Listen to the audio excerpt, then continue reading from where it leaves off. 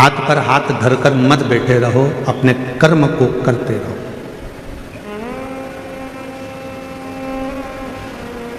और एक ना एक दिन ऐसा आएगा कि आप अपनी मंजिल तक पहुंचोगे, ये शिव पुराण कहते हैं।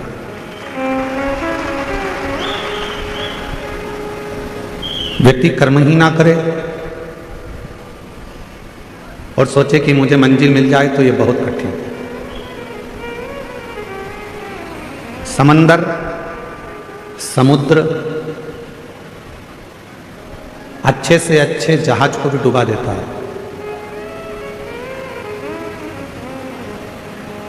समंदर, समुद्र अच्छे से अच्छे जहाज को भी डुबा देता है। समुद्र बड़े से बड़े नौका को, बड़े से बड़े जहाज को और बहुत कुछ डुबो देता है, बहुत कुछ। जब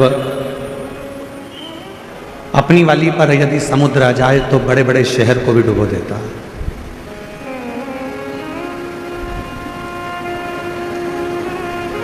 समंदर, समुद्र जहाज डुबो देता है, बड़े बड़े क्रूज डुबो देता है, बड़े बड़े शहर को भी वो अपने अंदर सामर्थ्यता रखता है डुबोने की। पर समंदर, समुद्र एक घास के तिनके को डुबो नहीं पाता है। एक घास का तिनका, एक तिनका ऐसा होता है घास का जिसको समुद्र डुबो नहीं सकता।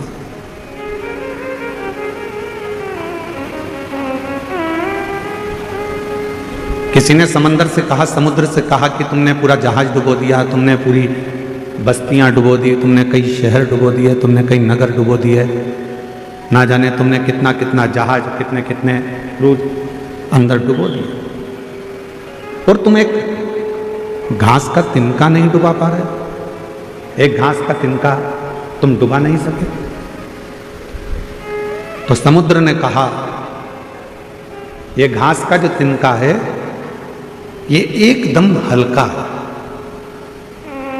एकदम हल्का, और ये जो घास का तिनका है ये परमात्मा पर समर्पित होकर रहता है, इसलिए इसको डुबा नहीं सकते। हल्का। भारी कौन है? जिसको लगता है कि मैं कर रहा हूं, मैं करा रहा हूं या मैंने करा है। हल्का कौन है? जिसने सोच लिया कि मैंने कुछ नहीं कराया, कराने वाला तो देवाधिदेव महादेव है, मैं तो केवल एक निमित्त मात्र।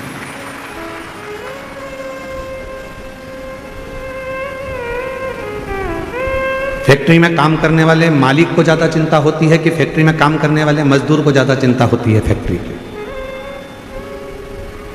फैक्ट्री की चिंता मजदूर को ज्यादा नहीं होती, फैक्ट्री की चिंता मालिक को ज्यादा होती है। बिजली का बिल जमा हुआ कि नहीं हुआ, फैक्ट्री में यह काम हुआ कि नहीं हुआ, फैक्ट्री में यह कार्य होना था हुआ कि नहीं हुआ। मजदूर को तो नौकरी करना है, उसको तो तनख्वाह मिलेगी। तुम्हारा बिजली का बिल जमा हो चाहे ना हो, तुमने कोई कार्य किया हो चाहे ना किया, उसको तो तनख्वाह मिलेगी। चिंता किसको?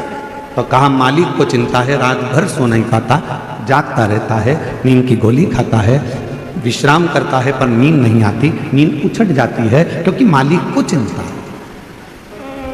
नौकर को, काम करने वाले को, सेवादार को कोई चिंता नहीं, चिंता मालिक को। उसी तरह काम करने वाला एक सेवक, नौकरी करने वाला एक व्यक्ति हल्का होकर जिंदगी जीता है कि उसको मालूम है कि जो होगा सब सेठ का होगा, मुझे तो जितना काम दिया है उतना करना। कथा कर रही है, शिव महापुराण की कथा वर्णन कर रही है। जो तिनका होता है घास का, समुद्र कहता है इस घास के तिनके ने भी ये सोच लिया कि हवा उड़ा कर ले जाएगी तो चला जाऊंगा, पानी गिर जाएगा तो गीला हो जाऊंगा, फिर सूखूंगा, फिर बढ़ूंगा। मैं अपने आप में नहीं, मैं उस परमात्मा पर आश्रित होकर जीता हूं, इसलिए मुझे कोई डुबा नहीं पाता। समुद्र में भी सामर्थ्यता नहीं है कि घास के तिनके को वो डुबो दे। उसी तरह संसार में किसी की सामर्थ्यता नहीं है जो शंकर को एक लोटा जल चढ़ाने वाले को डुबो दे, ये किसी की सामर्थ्यता नहीं है। शिव नाम सुनने वाला भगवान शंकर का भजन करने वाला, शिव स्मरण करने वाला, श्री शिवाय नमस्तुभ्यम बोलने वाला, शंकर को एक लोटा जल चढ़ाने वाला, जब भगवान शंकर की शरणागति ग्रहण कर लेता है तो उसके परिवार की, उसके घर की, उसके कुल की पूरी चिंता शिव की हो जाती है। फिर हमारी चिंता नहीं।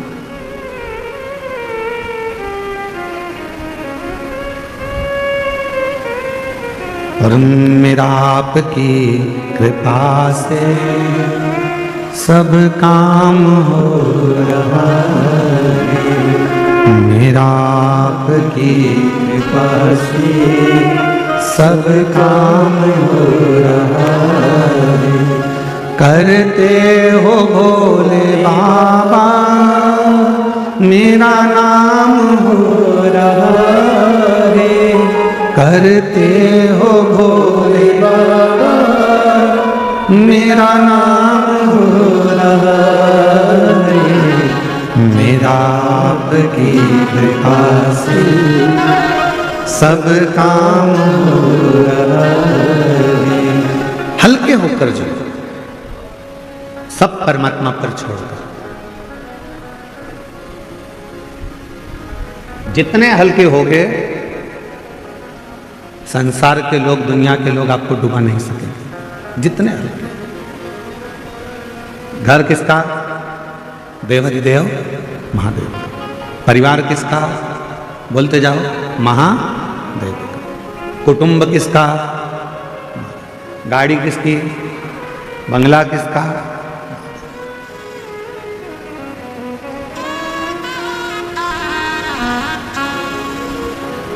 वो एक लाइन है ना,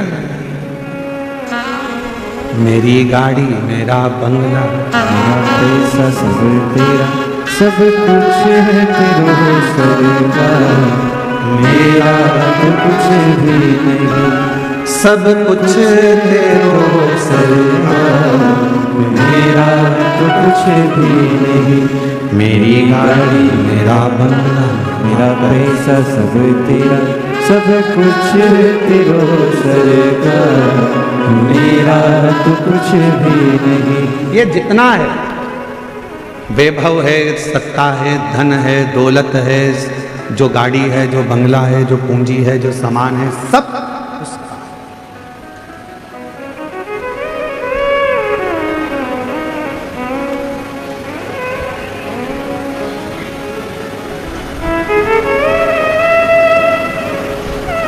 पैसा हो तो जमीन ले लो, पैसा मिल जाएगा। पैसा हो सोना चांदी ले लो, कीमत बढ़ेगी, मिल जाएगी। पैसा हो तो फैक्ट्री डाल लो, पैसा हो तो दुकान लगा लो, पैसा हो तो बंगला बना लो, पैसा हो तो तुम्हारे को गाड़ी खरीदना है तो गाड़ी खरीद लो, सोना लेना है सोना ले लो, चांदी लेना हो चांदी ले लो, प्लाट लेना है प्लाट ले लो, मना नहीं है। खूब खूब लो।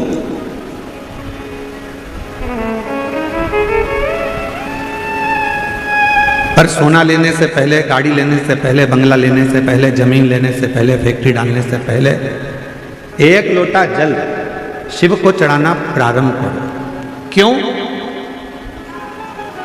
गाड़ी तो बढ़ जाएगी, सोना बढ़ जाएगा, जमीन बढ़ जाएगी, प्लाट बढ़ जाएगा, फैक्ट्री बढ़ जाएगी, बंगले बढ़ जाएंगे, पर उम्र तो उतनी की उतनी है।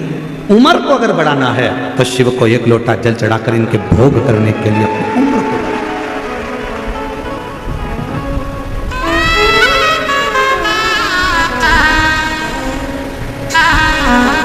यदि आपने सोना खरीद भी लिया और उसका भोग नहीं कर पाए तो क्या मतलब?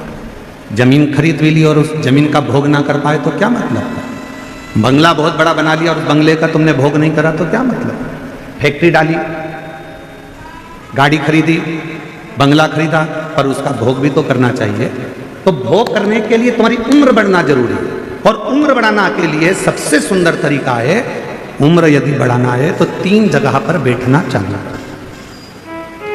जिस व्यक्ति को अपनी उम्र बढ़ाना है, जिस व्यक्ति को अपनी उम्र बढ़ाना है और जिस व्यक्ति को अपने जीवन में सुख पाना है तो 3 जगह पर बैठना प्रारंभ करो। पहले नंबर पर अपने माँ बाप के पास में जाकर थोड़ी देर बैठना प्रारंभ करो, उनका आशीर्वाद मिलेगा, उम्र बढ़ना प्रारंभ करो। कुछ देर अपने माता पिता के पास में जाकर बैठो तो तुम्हारी उम्र बढ़ेगी। दूसरे नंबर पर उम्र बढ़ाना चाहते हो, वैभव चाहते हो, तो मेरे देव अधिदेव महादेव के शिवालय में, मंदिर में, कथा में थोड़ी देर जाकर बैठना प्रारंभ करो, तुम्हारी जिंदगी का सुख प्राप्त होगा। तीसरे नंबर पर अपने सतगुरु के चरणों में, अपने गुरु के चरणों में, अपने गुरु महाराज के चरणों में जाकर थोड़ी देर बैठना प्रारंभ करो, थोड़ी देर। 3 जगह पर बैठने पर व्यक्ति कभी खाली नहीं उठता। 3 जगह पर बैठने पर व्यक्ति कभी खाली नहीं उठता। पहले नंबर पर है माता पिता के चरणों में बैठेगा तो कुछ ना कुछ लेकर उठेगा, भले वो आशीर्वाद लेकर उठे चाहे कुछ लेकर उठे। मेरे देव अधिदेव महादेव के चरणों में जाकर बैठा है तो शिव की कृपा लेकर उठेगा, और गुरु के चरणों में जाकर बैठा है तो ज्ञान लेकर उठेगा। वो जिंदगी में कुछ ना कुछ लेकर उठता उठे।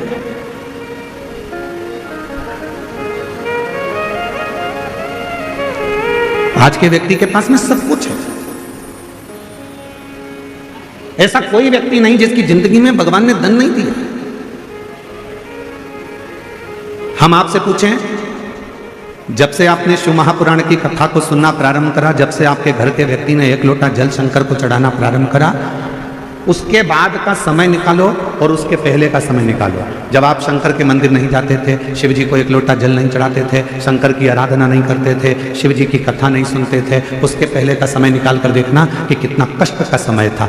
रोज कुछ ना कुछ प्रॉब्लम चलती थी, पैसा हाथ में टिकता नहीं था, परेशानियां घेर कर रखती थी। पर जब से आपने शिव जी के मंदिर में 1 लोटा जल चढ़ाना प्रारंभ करा, जब से आपने शंकर जी की आराधना करना प्रारंभ करी, जब से आपने श्री शिवाय नमस्तुभ्यम बोलना प्रारंभ करा, जब से आपने शंकर की कथा को सुनना प्रारंभ करा, जब से आपने शिव जी पर विश्वास करना प्रारंभ करा, उसके बाद का समय निकाल कर देखना कि सामने समस्या भी आती है तो उसका हल चुटकी में हो जाता है, बीमारी भी आती है तो उसका हल निकल जाता है, तकलीफ भी आती है तो उसका हल निकल जाता है, कष्ट भी आता है तो उसका हल निकल जाता है।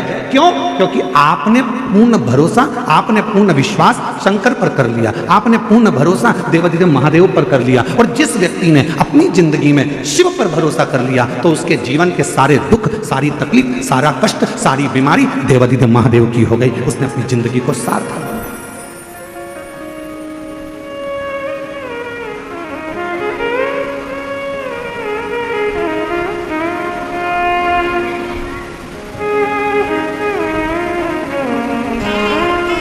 जब से देखा तुझे डमरू वाले, दिल हमारा ठिकाने नहीं। ये मन ठिकाने नहीं है। और जब से देखा तुझे डमरू वाले, दिल हमारा ठिकाने नहीं। जब से देखा तुझे डमरू वाले, दिल हमारा ठिकाने नहीं। जब से हमने शिव को देखा, क्यों हमारा मन ठिकाने क्यों नहीं है? क्योंकि हम उस पर पूर्ण भरोसा कर कर बैठ गए, हम पूर्ण उस पर विश्वास कर कर बैठ गए, हम पूर्ण उस पर केंद्रित होकर बैठ गए। तो हमारी जिंदगी की सारी तकलीफें, हमारे जीवन का सारा दुख, हमारे जीवन का सारा कष्ट उसका हो। महाराज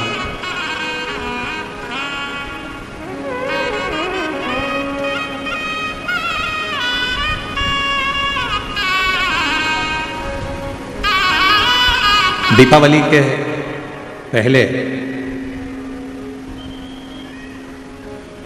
पाटिल परिवार यदि इस पवित्र कथा को करवा रहा है, दीपावली के पहले माननीय श्री नामदार राधा कृष्ण बीखे पाटिल जी, माननीय श्री डॉक्टर सुजय बीखे पाटिल जी,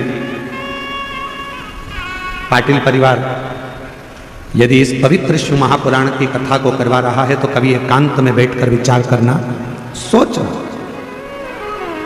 विचार करना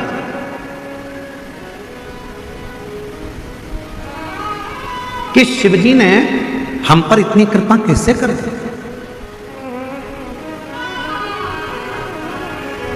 देवादिदेव महादेव ने हम पर इतनी कृपा कैसे कर दी कि दीपावली के पहले कार्तिक के महीने में ये शिव महापुराण की कथा मिल गई। आखिर इतनी कृपा भगवान ने कैसे कर दी? तो ये परमात्मा को धन्यवाद देकर कहना कि प्रभु ये तेरी कृपा है जो तू मेरी झोली भरने के लिए यहां तक पहुंच गया, ये तेरी कृपा। और कृपा की ना होती जो आदत तुम्हारी, कृपा की न होती जो आदत तुम्हारी, तो सुनी ही रहती अदालत तुम्हारी। गरीबों के दिल में जो जगह तुम न न पाते तो किस दिल में होती इबादत तुम्हारी। कृपा की न होती जो आदत तुम्हारी। आपका विश्वास जितना ज्यादा से ज्यादा शिव के प्रति होगा, शिव उतना उतना तुम्हारे कष्टों को दूर करता जाएगा।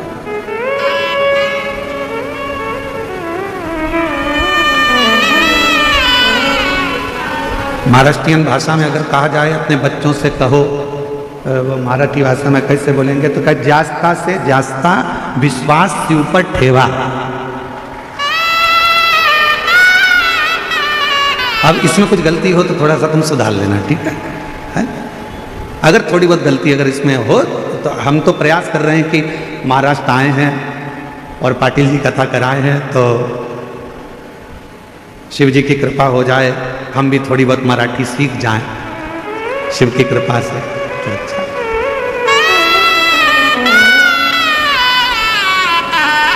बच्चों से कहो शिव पर भरोसा रखो। एक पत्र है देखिए,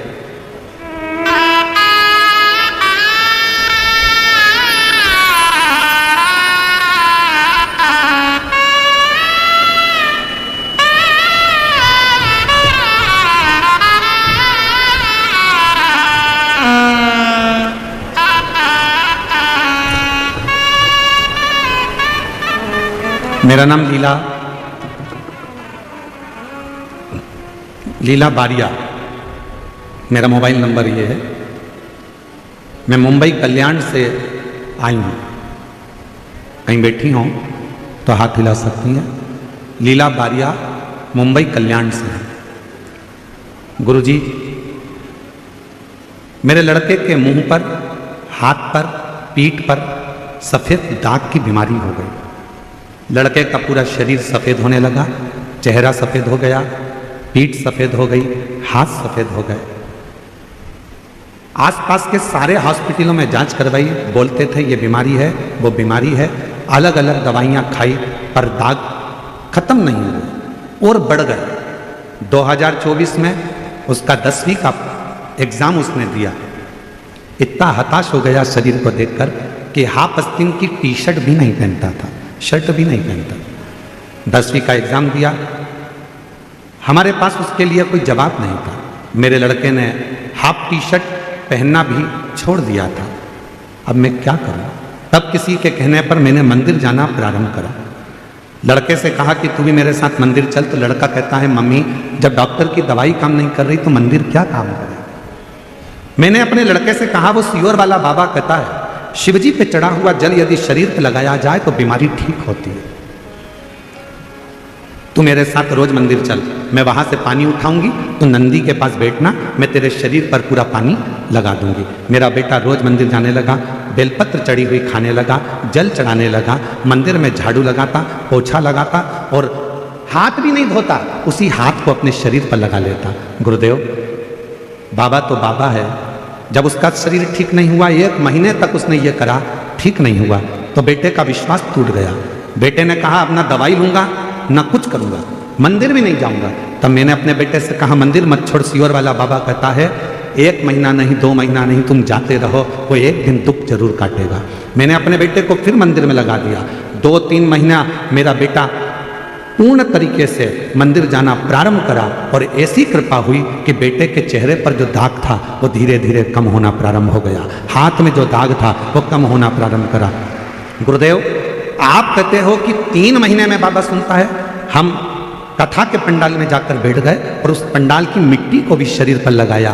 बेटे ने शिव जी के मंदिर जाना प्रारंभ करा। आज बाबा की कृपा से मेरे बेटे का पूरा शरीर अच्छा हो गया, उसका शरीर अब सफ़ेद नहीं रहा। मैं बाबा को प्रणाम करने के लिए कहीं बैठी हूँ तो मैं अभी यहाँ मेरे बेटे और मेरी भाभी को लेकर आई हूँ भोले बाबा को प्रणाम करने के लिए, शिव को नमन करने के लिए। कहीं बैठी हूँ तो आ सकते। शिव पर भरोसा किसको कहते हैं? शिव पर विश्वास किसको कहते हैं?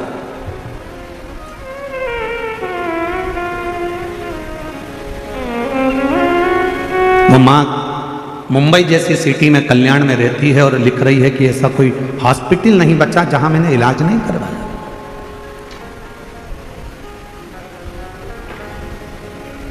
उस लड़के को मां कह रही है कि वो सियोर वाला बाबा कहता है कि तू विश्वास कर कर मंदिर मत छोड़। आज का व्यक्ति क्या करता है? 1 महीने भगवान को जल चढ़ाया, 2 महीने जल चढ़ाया, 3 महीने जल चढ़ाया, 4 महीने जल चढ़ाया, भगवान ने नहीं सुना, मंदिर जाना छोड़ दिया। पशुपति व्रत 1 बार करा, भगवान ने नहीं सुना, छोड़ दिया। भगवान शंकर पर लोटा भर के जल चढ़ाना छोड़ दिया। कांवड़ यात्रा में गया, 1 बार काम नहीं हुआ, जाना छोड़ दिया। नहीं, शिव पर पूर्ण भर। एक पत्र और देखो, देखो अब जरा इस पत्र को जरा आप लोग LED पर भी पढ़ना और आस्था चैनल वाले भी पढ़ना। इस पत्र को पढ़िएगा जरा, ठीक है? देखिए, मेरा नाम वनीता अरुण बोरुड़े, गांव अस्तगांव, तहसील राहता, जिला अहिल्यानगर, महाराष्ट्र राज्य। मेरे पति का नाम अरुण विष्णु पंत बोरुड़े। हम लोग यहीं अस्तगांव के रहने वाले हैं। कहीं बैठे हैं? कहीं बैठे हों तो हाथ हिला सकते हैं। अस्तगांव से। मेरा नाम वनीता अरुण बोरुड़े, गांव अस्तगांव, तहसील राहता, जिला अहिल्यानगर, महाराष्ट्र। कहीं बैठे हों तो हाथ हिला सकते हैं। किसी दूसरे पंडाल में भी हों तो हाथ हिला सकते हैं, और अगर बैठे हों तो एक बेलपत्र लेने के लिए आ सकते हैं। सबसे पहले मैं जन सेवा फाउंडेशन के माध्यम से शिव पुराण आयोजित करने के लिए डॉक्टर सुजय दादा बीखे पाटिल साहब, पत्र LED पर आ रहा है? बोलो तो, आ रहा है? पढ़ते जाइए। डॉक्टर सुजय दादा बीखे पाटिल साहब और माननीय नामदार श्री राधा कृष्ण जी बीखे पाटिल साहब, आपको धन्यवाद करती हूँ, क्योंकि उनकी वजह से मेरे गांव में बाबा की कथा सुनने का सौभाग्य मिला है। बीखे पाटिल परिवार को, उनको कोटि कोटि धन्यवाद करती हूँ। मेरी शादी 2002 में हुई थी। अभी क्या चल रहा है? 2025। मेरी शादी 2002 में हो गई। शादी को 23 साल निकल गए, संतान का सुख नहीं था। कितने साल हो गए शादी को? 23 साल। शादी के 23 साल हो गए, संतान का सुख नहीं था। हमने अस्पताल में इलाज बहुत करवाया, IVF भी करवाया, लेकिन कोई रिजल्ट नहीं आया। मैं कोरोना काल से 2019 से कथा सुनती हूँ। हम दोनों पति पत्नी ने दोनों साथ में 3 बार, अब जरा आंकड़े गिनना कितनी बार कौन कौन सा क्रम किया? 3 बार पशुपति व्रत किया। सफेद आंकड़े की जड़ का प्रयोग कितनी बार? पढ़ो पढ़ो जरा। 11 बार किया। 9 बार पंडाल में बैठकर कथा सुनी। आखिरी में साकरी धूले में बाद में बाबा की ऐसी कृपा हुई कि धूलिया की कथा में हम जाकर बैठे, वहां की मिट्टी को पेट पर लगाना प्रारंभ करा और बाबा की कृपा से 23 साल के बाद गर्भ ठहर गया और संतान की प्राप्ति। अब हिम्मत हारने वाला कैसा व्यक्ति होता है? 1 बार सफेद आंकड़े की जड़ बांध ली, 2 बार बांध ली, 3 बार बांध ली, 4 बार बांध ली, अब नहीं बांधूंगा, अब नहीं बांधूंगा, ऐसा मन में आ जाता है। पशुपति व्रत करने वाला सोचता है इतनी बार कर लिया, अब नहीं करूंगा। जल चढ़ाने वाला सोचता है इतनी बार जल चढ़ा लिया, अब नहीं चढ़ाऊंगा। जरा इस बहन से सीखो। 11 बार सफेद आंकड़े की जड़, 9 बार पंडाल में बैठकर कथा और 3 बार पशुपतिनाथ का व्रत करा तो 23 साल के बाद औलाद की प्राप्ति। 23 साल।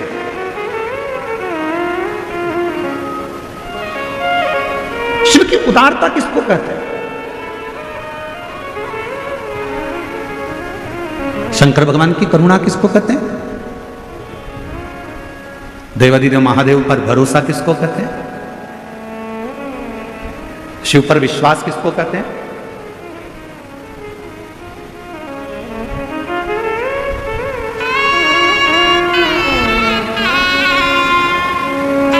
और मैंने तेरे ही भरोसे बाबा तेरे ही भरोसे। ये बच्चा है जिसके चेहरे पर, पूरे हाथों पर, पूरी पीठ पर सफ़ेद सफ़ेद बीमारी हो गई थी, पूरा शरीर सफ़ेद हो गया था। आज बाबा की कृपा से बेटे ने हिम्मत करी, माँ के कहने पर मंदिर में झाड़ू लगाई, पोछा लगाया, सेवा करी, शिव जी का चढ़ा हुआ जल पूरे शरीर पर लगाया। एक बार ऐसे हाथ में हर हर महादेव। आज पूर्ण तरह से स्वस्थ होकर शिव के इस पवित्र पंडाल में पहुंचे। तेरे ही भरोसे हवा विच उड़ती जागी, हवा डोर तो छड़े नाम कटी जागी। भोले मैं तेरी कदम, शंभु मैं तेरी कदम, हवा विच उड़ती। मुंबई कल्याण के रहने वाले हैं। शिव जी पे बाबा की कृपा से, करुणा से बता रही हैं दीदी कि हमारे पति भरोसा नहीं करते थे। वो हमेशा कहते थे ऐसे ना जाने कितने महाराज कथा करते हैं, क्यों उनके चक्कर में पड़ी है, बेटा आप ठीक नहीं होगा। मुंबई के सारे अस्पताल वालों ने कह दिया कि दवाई जितनी जितनी करोगे तो भी ठीक नहीं होगा, पर शिव पर भरोसा करा तो दीदी कह रही हैं अब मेरा पति आपकी कथा के बिना नहीं रहता और मंदिर में एक लोटा जल चढ़ाए बिना पानी भी नहीं पीता। कह रही है मेरा पति अब शिव जी पे जल चढ़ाए बगैर पानी भी नहीं पीता।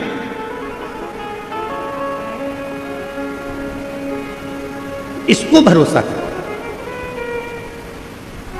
एक पंडाल में बैठकर कथा सुन ली, बाबा ने नहीं सुना, सबसे कह दिया मैं तो पंडाल में कथा सुनी पर मेरे बाबा ने मेरी नहीं सुनी। अरे भाई, कहने से नहीं, पूर्ण भरोसे के साथ, दृढ़ता के साथ, विश्वास के साथ जहां बैठे हो वहां बैठकर जब दिल से श्री शिवाय नमस्तुभ्यम जब व्यासपीठ से कहा जाए, उसके बाद में जब थोड़ी देर के लिए मौन हुआ जाता है, उस मौन होने में अपने दिल की बात अपने बाप से, अपने पिता से, अपने शिव से इस पंडाल में बैठकर कह दो और फिर बाद में भोला सब दुख तुम्हारा, ओ भोला सब दुख का।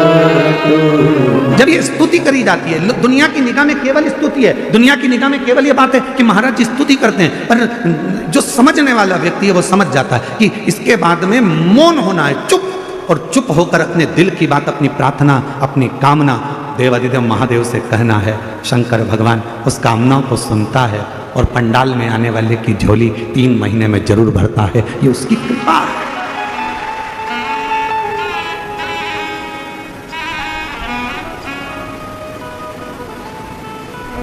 कल एक बहन जी कह रही थी, यहाँ आई थी बेलपत्र लेने के लिए, तो वो बोल रही थी गुरुजी इतने सारे लाखों भक्त शिव महापुराण की कथा में आए हैं और ये कथा पूरी होते से धनतेरस आ जाएगी, रूप 14 सजाएगी, दिवाली आ जाएगी, क्या इनके घर में दिवाली का कोई फैलारा नहीं है?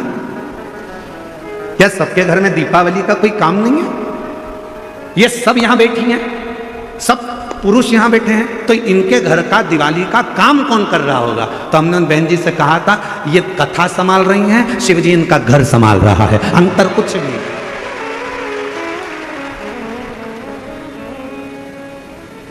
हम तो भरोसे चलते हैं। आवाज नहीं आ रही, जरा सब जम के बोलो, हम तो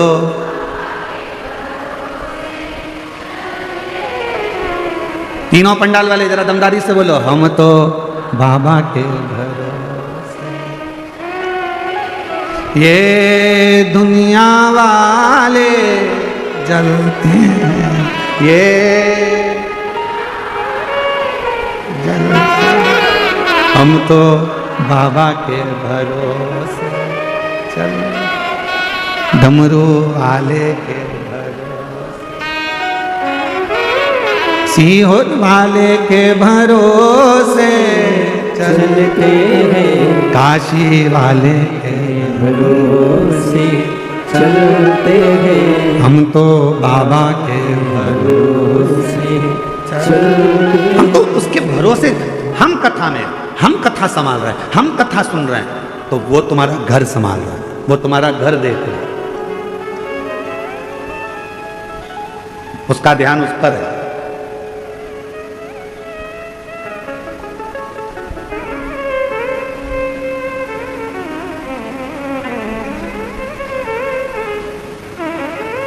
महाराज,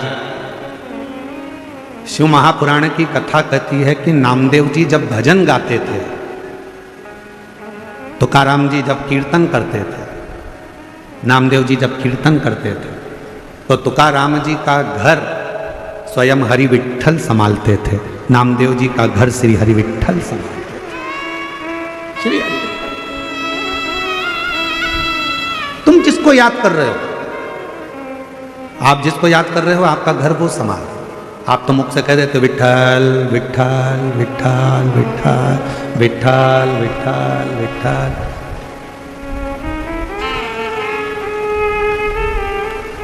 सकुबाई की कथा आती है, मुक्ताबाई की कथा आती है।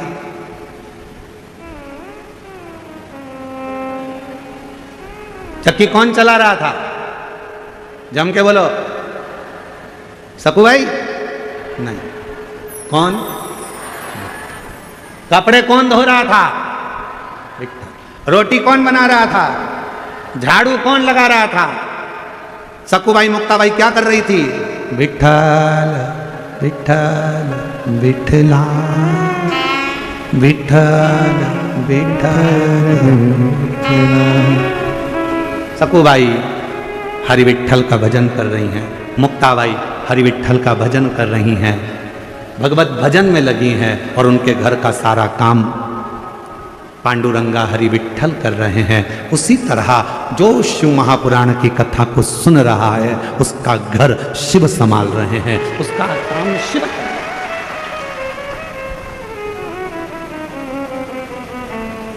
कोई दूसरा नहीं कर सकता। किसी ने पूछा अरे सकुबाई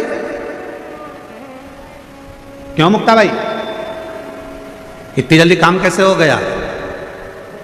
सकुबाई कुछ नहीं बोली, मुक्ताबाई कुछ नहीं बोली, बस एक ही बात बोली, विठ्ठल विठ्ठल विठला माझा विठ्ठल विठ्ठल विठला माझा विठ्ठल विठ्ठल विठ्ठल विठला माझा विठ्ठल पांडुरंग विठला माझा विठ्ठल पांडुरंग विठला। कौन घर चला रहा है? चक्की कौन चला रहा है? झाड़ू कौन लगा रहा है? काम कौन कर रहा है? तो कहा जिसको मैं भज रही हूं, जिसका मैं भजन कर रही हूं, जिसका मैं स्मरण कर रही हूं, जिसको मैं जप रही हूं, जिसकी मैं मंत्र साधना कर रही हूं, और मेरा आपकी कृपा से सब काम हो रहा है। हम आप और हम कुछ करने वाले नहीं हैं। तो वो बहन जी ने कल पूछा कि गुरुजी ये बताओ कि ये सब दीपावली पर, दीपावली आ गई है, लोगों के यहाँ कितना काम पड़ा रहता है, कितना फैलाना पड़ा रहता है, और ये 5-5, 6-6 लाख शिव भक्त आपके कथा के पंडाल में बैठे हुए हैं, तो इनका घर का काम कौन कर रहा है? तो हमने कहा देव अधिदेव महादेव। कौन करे?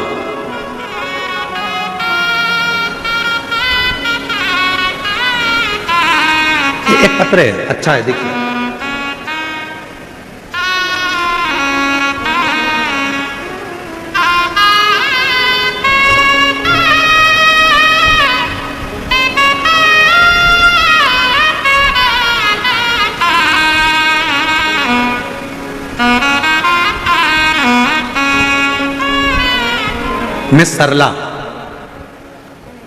मैं सरला जरा पत्र को देखिएगा, वो एलईडी पर चढ़ेगा, चलेगा, आस्था चैनल पर चलेगा, जरा पढ़िएगा। मैं सरला थोरात, मेरी उम्र है 50 साल। कहीं बैठी हो सरला जी? हाँ, आ जाइए, बेलपत्र ले जाइए। मेरी उम्र है 50 साल। मेरे यहाँ संतान नहीं थी। 50 साल की मेरी उम्र हो गई, इलाज कराते कराते कराते कराते औलाद का सुख नहीं आया। आखिरी में डॉक्टरों ने मना कर दिया, अब क्या तुम्हारे यहाँ औलाद होगी, तुम 50 साल की हो गई। जितनी मेरी जीजियां बैठी हैं, जरा विचार करना, क्या 50 साल की महिला के गर्भ से संतान हो? तुम्हारे यहाँ क्या औलाद होगी, तुम 50 साल की हो गई। उसने कहा ठीक है, सब आज छोड़ दी। तब आखिरी में आप जो ऑनलाइन शिवरात्रि का पूजन कराते हो, उस पूजन को करा। 5 बार पशुपतिनाथ का व्रत किया। कई पंडालों में बैठकर कथा सुनी। आसपास की सहेलियां पूछती थी तू क्यों कथा में आई, तो हमने कहा औलाद के लिए। तो सहेलियां हंसती थी पास वाली, 50 साल की हो गई, अब तुझे कोई औलाद होगी क्या? पर शिव की कृपा, 50 साल में तुझे क्या औलाद होगी क्या? सब हंसते थे। जिस पंडाल में बैठकर कथा सुनती थी वहां सब हंसते थे। तब आखिरी में कोई निर्णय नजर नहीं आया तो कुबेरेश्वर धाम पहुंच गई और कुबेरेश्वर दास बाबा के चरणों में जाकर, वहां जाकर संतान के लिए मैंने कामना करी और बाबा की कृपा से मेरी 50 साल की उम्र में मेरा गर्भ ठहर गया और मेरे घर में औलाद पैदा हुई।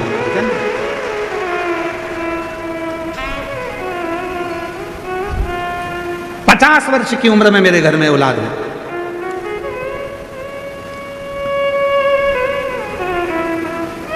देखिए पत्र में 50 साल की उम्र और महाशिवरात्रि के दिन मैंने बाबा का भजन कीर्तन जो कर सकते वो किया। एक लाइन उसने लिखी है, आप भी गुनगुनाएं। लुटा दिया भंडार काशी वाले ने, कर दिया माल काशी वाले, लुटा दिया भंडार काशी वाले। जोरदार ताली बजाओ। ये चेहरे की स्माइल बता रही है कि शिव कृपा किसको कहते हैं। कर दिया माल काशी वाले, कर दिया माल काशी वाले, प्रणाम कर बाबा। कर दिया माल काशी वाले ने, लुटा 50 साल की उम्र में मेरे बाबा ने दिया। एक बार जोरदार तीनों पंडालों में से आवाज आना चाहिए। लुटा दिया भंडार काशी वाले,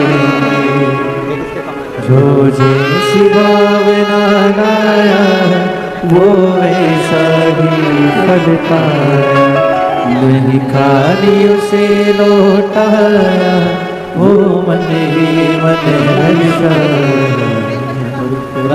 माला माल काशी वाले ने, लुटा दिया भंडार काशी वाले, जो जैसी भावना लाया वो वैसा ही फल पाया, नहीं खाली उसे लौटाया वो मन ही मन हर्षाया।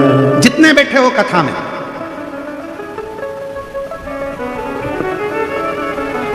आप लाखों की संख्या में शिव महापुराण की कथा में पहुंचते हो, तो हम बाबा का बहुत बहुत करुणा, उस बाबा को कहते हैं बाबा तूने बड़ी कृपा करी। ये लाखों की संख्या में शिव भक्त आए हैं, पर ये लाखों की संख्या में आए हैं तो चिंता हमको लग रही है कि तू इतने लाखों को 3 महीने में कैसे दे देगा। 3 महीने में तुझे देना है। यहां से अगर कोई खाली जाएगा तो बाद में लोग क्या कहेंगे, सियोर वाले महाराज की कथा में गई थी और बाबा ने मेरी नहीं सुनी। नाम किसका खराब होगा? हमारा नहीं, बाबा की कथा में गई थी और बाबा ने मेरी झोली नहीं भरी। हमारा कुछ ना बिगड़ेगा, तुम्हारी शान जाएगी, पकड़ लो हाथ बनवारी नहीं तो डूब जाएगी। ये तुम्हारी कृपा है, हमारा कुछ। तू कृपा, तू दया, तू करुणा।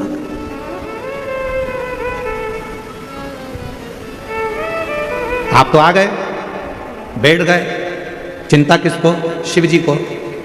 शंकर जी सोच रहे थे नहीं आए तो अच्छा है, घर पे रह जाए तो अच्छा है, आएगी तो देना पड़ेगा 3 महीने में। इसलिए भगवान ने क्या करा, इसके घर में मेहमान भेज दिए, इसके घर में कोई काम का अड़ंगा लगा दिया, आते आते गाड़ी को पंचर करा दिया, घर वापस लौट जा। पर इतनी समझदार थी, गाड़ी को वहीं छोड़ दिया, दूसरे की मोटरसाइकिल पे बैठ के आ गई।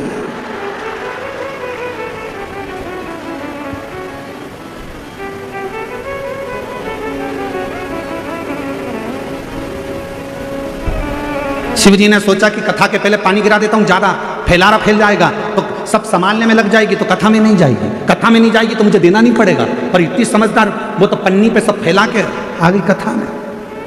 हम तो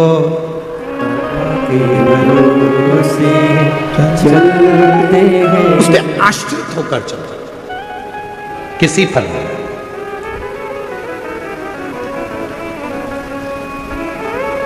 माता सती जब कुंभज ऋषि के आश्रम में देवाधिदेव महादेव जी के साथ में कथा सुनने के लिए गई, कुंभज बाबा ने कथा कहना प्रारंभ करा और सती का मन नहीं लगा। सती ने मन में सोचा कि मैं कथा सुनने के लिए आई हूं, विवाह हुआ है मेरा, शादी हुई है मेरी, और मेरे पति देव ने मुझे यहाँ कथा में लाकर बिठा दिया, इससे तो मेरा शरीर भस्म हो जाता जलकर तो अच्छा था। कथा के बीच में सती माता ने जो सोचा, आखिरी में सती माता जलकर भस्म हो। शिवजी ने कथा के बीच में विचार करा कि मैं जिस भगवान की कथा सुन रहा हूं, मुझे राम जी का दर्शन हो जाए, तो कथा पूरी होने के बाद देवाधिदेव महादेव को राम जी का दर्शन।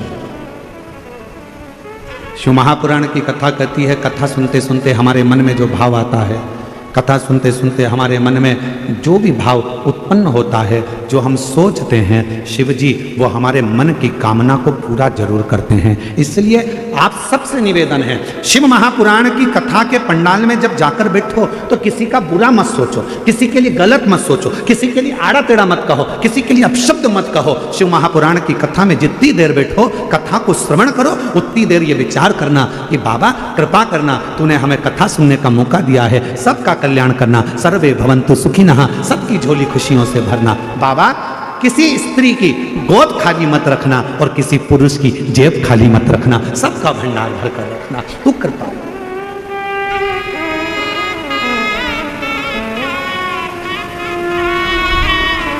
सबके लिए अच्छा सोचो,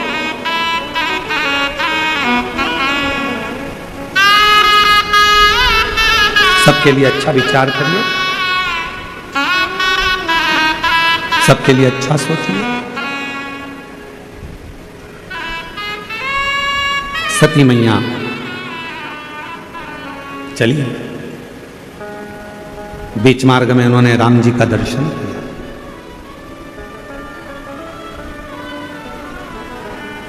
भगवान देवाधिदेव महादेव जी ने राम जी को प्रणाम किया। सती माता ने पूछ लिया कि ये कौन है?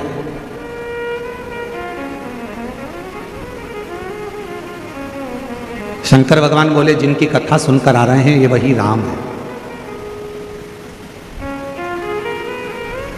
तो ये रो क्यों रहे हैं? इनकी धर्म पत्नी माता सीता हरण कर ली गई है लंकापति रावण के द्वारा। अच्छा, हाँ, परमात्मा होकर रो रहे हैं? शिवजी ने सती माता को समझाया कि भगवान नारायण का ये राम अवतार है। संसार सागर में भगवान केवल लीला करने के लिए आते हैं।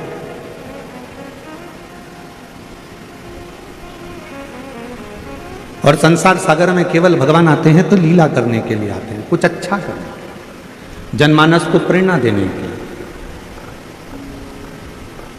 संपूर्ण विश्व को कुछ ज्ञान देने के लिए आते हैं। तो ये तो परमात्मा है, और यदि यह परमात्मा है तो फिर तो इनको रोना नहीं चाहिए। शिव महापुराण की कथा कहती है, जिसका जन्म मृत्यु लोक में हुआ है, जो संसार में जन्मा है, मृत्यु लोक में जिसका जन्म हुआ है, उसको अपने कर्म का भोग तो भोगना ही पड़ता है। चाहे फिर तुम हो, कोई संत हो, साधु हो, गुरु हो, ब्राह्मण हो, चाहे मनुष्य हो, चाहे पशु हो, पक्षी हो, जानवर हो, चाहे संसार में कोई भी जन्म, कोई। इसलिए हम आपको बार बार कहते हैं, मत बुरे कर्म कर बंदे, वरना पछताएगा। भगवान की आंखों से तू बच नहीं पाएगा, तू बच नहीं पाएगा।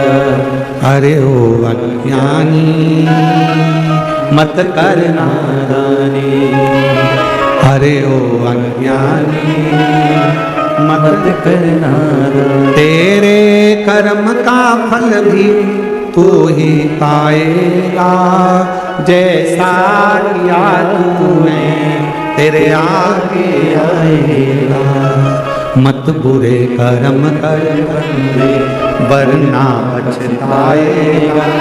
भगवान की आंखों से तू बच नहीं पाएगा, तू बच नहीं पाएगा। हमने पहले भी कहा, आज फिर कहते हैं, माता पिता से मत डरना, मत डरो। घर के बुजुर्गों से नहीं डरना, मत डरो। किसी गुरु से नहीं डरना, मत डरो। किसी वेद पुराण से नहीं डरना, मत डरो। किसी शास्त्र से नहीं डरना, मत डरो। परमात्मा से नहीं डरना, मत डरो। तुम किसी से मत डरो, पर शिव पुराण की कथा कहती है अपने कर्म से जरूर डरना, क्योंकि कर्म का भोग तो परमात्मा को भी भोगना पड़ता है। अपने कर्म से जरूर डरो। कर्म का भोग तो भगवान को भी भोगना पड़ा है, परमात्मा को भी भोगना पड़ा है। कुछ अच्छा कर चलो।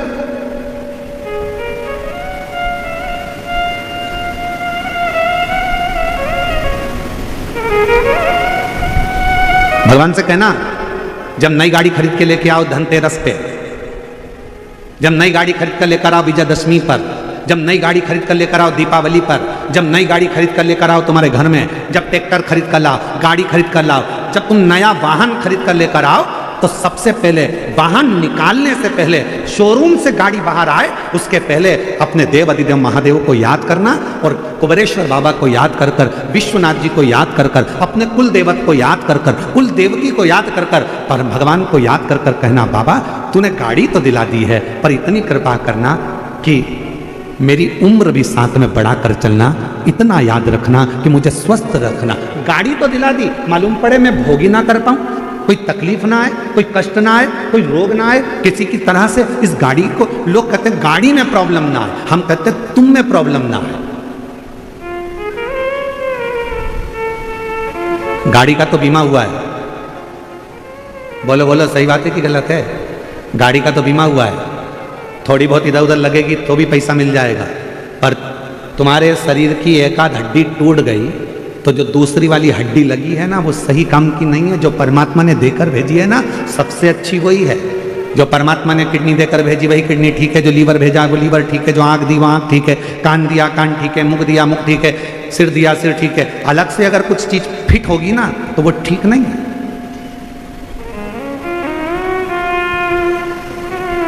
मोबाइल किस किस के पास है? दिखाओ मती, हाथ उठाकर बता दो कि है कि नहीं है। सबके पास है?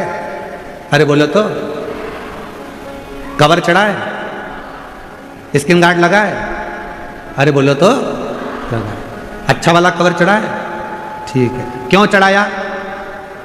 गिरेगा तो मोबाइल को लगे ना, उसका स्क्रीन ना टूटे, बेकार ना हो जाए, मोबाइल डेट ना हो जाए, इसलिए उस पर कवर चढ़ाया। मोबाइल का 20,000 का कवर आया, 1500 का चढ़ाया, स्क्रीन गार्ड लगवाया, स्क्रीन गार्ड लगवाया 500 रुपए का, 800 रुपए का, सब कुछ करा उस मोबाइल को सेफ रखने के लिए। जरा विचार करिए,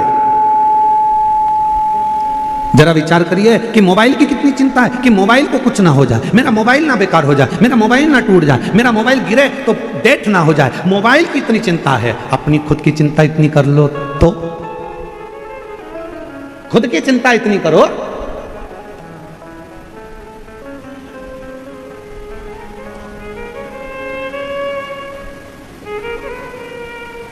आप में से कितने लोग हैं जो टू व्हीलर गाड़ी से यहां आए हैं, मोटरसाइकिल से? हाथ उठा जल्दी।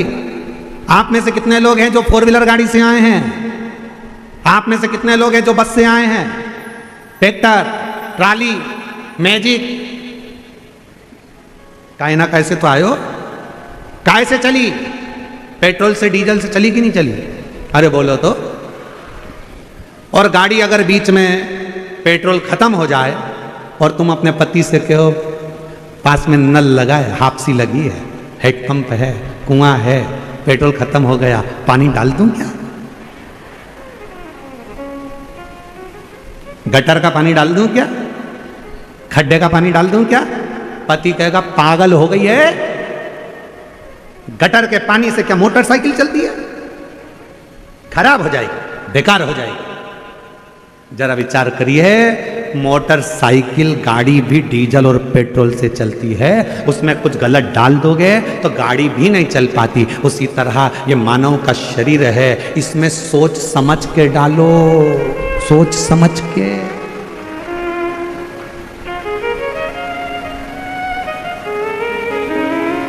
पानी डालोगे चलेगा, भोजन डालोगे चलेगा, पर दारू डालोगे तो नहीं चलेगा, मदिरा डालोगे नहीं चलेगा, व्यसन डालोगे, मांसाहार, गंदा खाना कुछ अंदर डाल रहे हो, किडनी, जैसे मोटरसाइकिल पानी से जाम हो जाती है, उसी तरह तुमने तो खूब खुशी आई तो पी गए, दुख हुआ तो पी गए, और मालूम पड़ा फिर बाद में हॉस्पिटल में किडनी, लीवर और तुम्हारा शरीर पूरा की पूरा वो पी गया।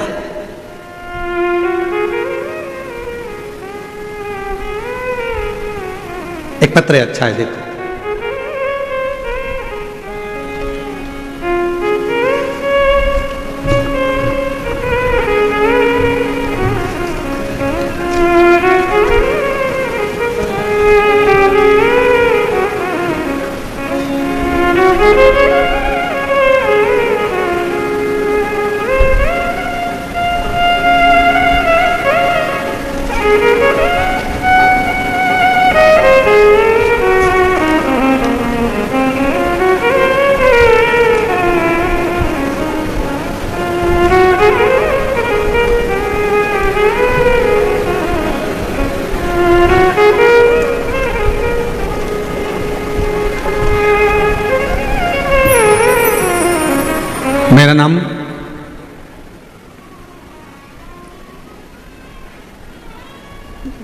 मेरा नाम शांताबाई बाल्या, औरंगाबाद जिला बालूच की निवासी हूँ। कहीं बैठी हो तो एक बेलपत्र लेने के लिए आ सकती हैं। बाबा, पत्र कोई लेडी पर पढ़े। आपकी कृपा से मेरे बेटे, बड़े बेटे गणेश बाल्या और छोटे बेटे ने दोनों दारू पीते थे। घर में पैसे नहीं आते थे, खाने को भी नहीं मिलता था। फिर आपके उपाय, शिवलिंग पर रोज जल चढ़ाया, बेलपत्र चढ़ा के मेरे दोनों बच्चों को दिया। तब से भोले बाबा ने कृपा करी, जो मेरे बच्चे दारू के सिवाय रह नहीं पाते थे, लेकिन अब दोनों की दोनों दारू छूते तक नहीं है। बाबा की कृपा से उन्होंने दारू का त्याग कर दिया। दोनों बेटे, अब व्यापार अच्छा चल रहा है और अभी दोनों ने अपना मकान बना लिया। आपके और भोले बाबा की कृपा से मेरे बेटों का जीवन सुधर गया। श्री शिवाय नमस्तुभ्यम। आपने शिव की कृपा, शंकर की उदारता। अब जरा विचार करिएगा, मेरा इन माँ को निवेदन है, इनके दोनों बेटों को मैं धन्यवाद दूंगा जिन्होंने दारू का त्याग करा, तो कम से कम आज उनका खुद का मकान तो बन गया, खुद का व्यापार तो चालू हो गया, खुद का काम तो चालू हो गया। स्वयं ने हिम्मत तो करी। क्यों गलत डाल रहे? जब एक मोटरसाइकिल, जब एक गाड़ी डीजल और पेट्रोल के सिवाय यदि कुछ चीज डालोगे तो गाड़ी नहीं चलती, उसके फंक्शन खराब हो जाते हैं, उसके इंजन जाम हो जाता है। तो हम भी अगर अपने शरीर में गलत चीज डालेंगे तो हमारा भी तो इंजन जाम हो जाएगा, हमारा भी तो शरीर बेकार हो जाएगा। इसलिए श्रेष्ठ बने। क्यों गलत का भोग? और शंभु शरणे मांगू घड़ी रे घड़ी, दुख काटो दया करी दर्शन आपो। शंभो शरण पड़ी मांगो घड़ी रे घड़ी, दुख काटो दया करी दर्शन आपो। अच्छा खाओ, अच्छे रहो।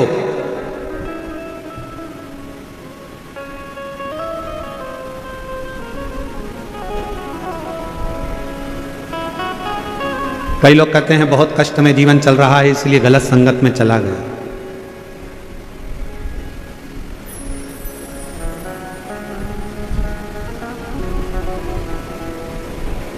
समझो भगवान परीक्षा ले रहा है, तो जी परीक्षा चालू है, ठीक है, चांगला बोलिया, बरोबर, ठीक है। अपन यही समझो ना कि परीक्षा चल रही है। तुझी परीक्षा चालू आहे, बरोबर। हो सकता है कि परीक्षा चल रही हो, पर शिव नाम लेओ, शिव नाम लेओ, शंकर का गुणगान करो, शिव का स्मरण करो, और जब शिव नाम लोगे तो ये निश्चित है विजय होड़ आर आहे नक्की, विजय बिल्कुल होगा, ये निश्चित है। आप शिव नाम तो लो, भगवत नाम तो लो।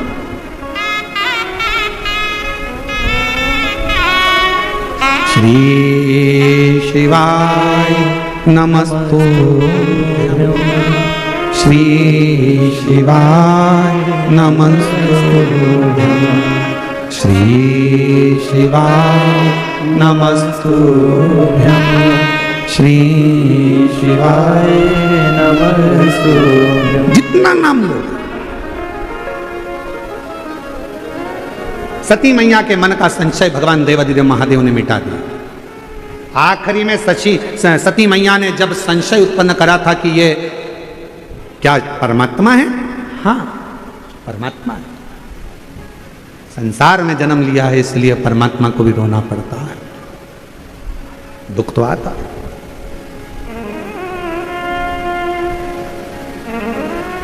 सती मैया ने विचार करा था कथा सुनते सुनते कि मेरा शरीर, क्या मतलब का ये शरीर जिसको मैंने विवाह के तुरंत बाद आकर कथा सुन ली, मेरे पति को तो मुझे कहीं भ्रमण कराने ले जाना था, पर मेरा शरीर तो भस्म हो जाए तो अच्छा। और सती माता का वो शरीर दक्ष प्रजापति की सभा में जाकर भस्म होता, यज्ञ शरीर। इसलिए मेरी जीजियों, मेरे जीजाओं, मेरी बेटियों, बेटाओं, मेरी माताओं, मेरे बुजुर्ग माता पिताओं, आप सबसे निवेदन करूं, जब भी शिव महापुराण की कथा के पंडाल में पहुंचो, या टीवी के सामने बैठकर कथा श्रवण करो, या मोबाइल पर कथा सुन रहे हो तो भी स्मरण करो, शंकर की कथा सुनते सुनते अपने चित्त में, अपनी बुद्धि में किसी का बुरा मत सोचो। सोचो तो ये सोचो कि बाबा सबका भला कर देना, सबकी गोदी भर देना, सबकी झोली भर देना, सब पर कृपा कर देना, सब पर करुणा कर देना। ये विचार अपने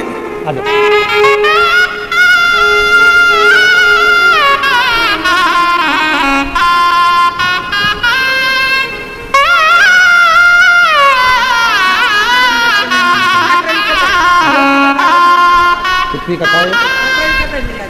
11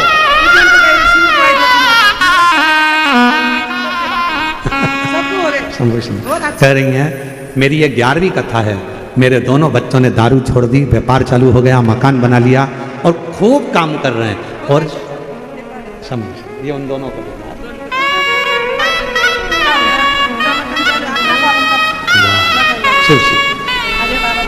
शंभू शंभू। दीदी कह रही हैं कि खुद का मकान बनाना चालू हो गया, बड़े बड़े बंगले बना रहे हैं, खुद का व्यापार चालू कर दिया। ये शिव भक्ति, इसी को शिव का।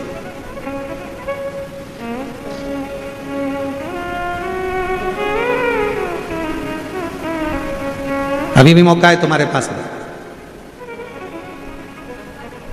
जितने आस्था चैनल पर कथा सुन रहे हैं, जितने फेसबुक यूट्यूब पर कथा सुन रहे हैं, जितने पंडाल में बैठकर कथा सुन रहे हैं, मौका है।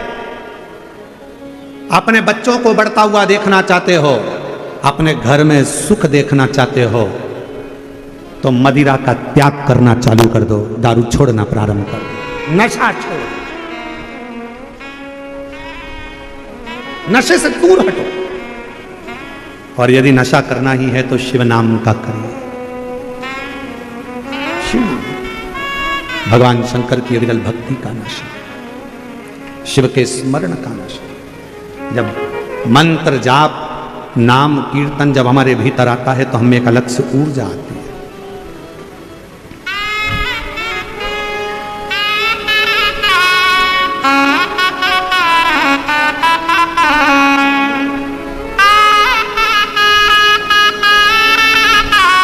शिव की भक्ति हमारे अंदर एक ऊर्जा उत्पन्न करती है।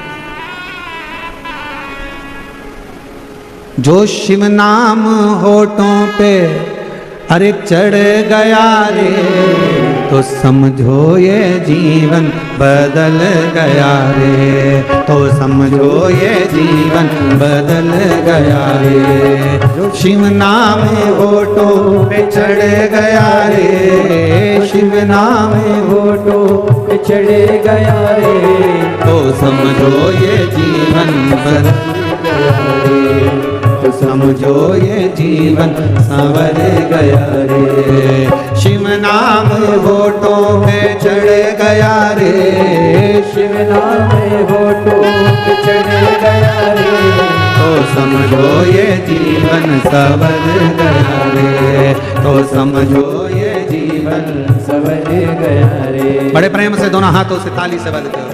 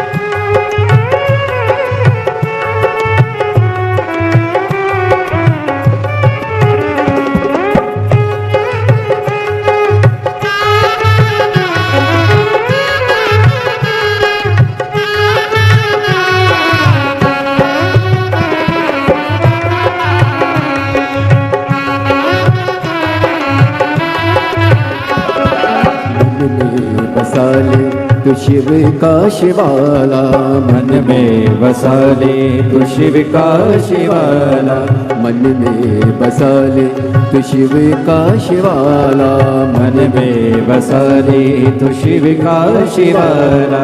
साथी चलेगा तेरे डमरू वाला, साथ चलेगा तेरे वो डमरू वाला, साथी चलेगा तेरे डमरू वाला, साथ चलेगा तेरे वो डमरू वाला। जो मन शिव की भक्ति में रम गयो रे, जो मन शिव की भक्ति में रम गया रे, तो समझो ये जीवन संवर गया रे, तो समझो ये जीवन संवर गया रे। जो शिव नाम होठों पे चढ़े गया रे, शिव नाम होठों पे चढ़े गया रे, तो समझो ये जीवन संवर गया रे, तो समझो ये जीवन संवर गया रे।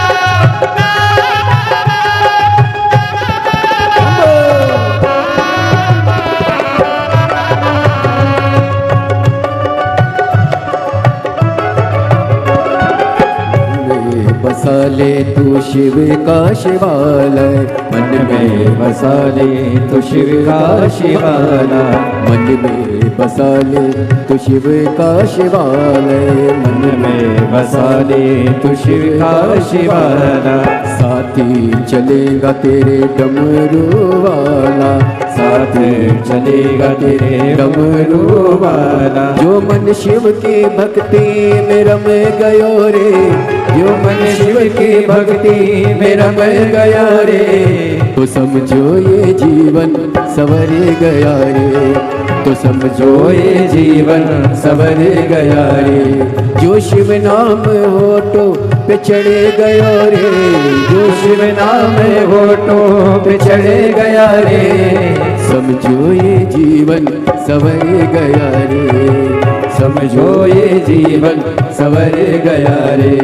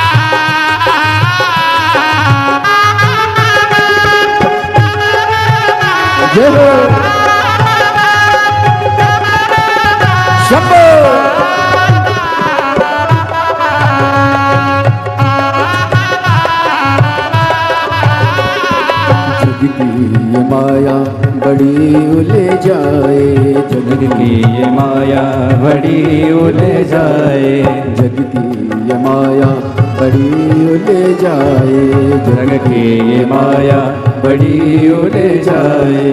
पाप कर्म भक्ति के आड़े आड़े, पाप कर्म भक्ति के आड़े आड़े। जो शिव जी के हाथ सिर पे धर दियो, जो शिव जी के हाथ से धर दियो, तो समझो ये जीवन सवर गया रे, तो समझो ये जीवन सवर गया रे।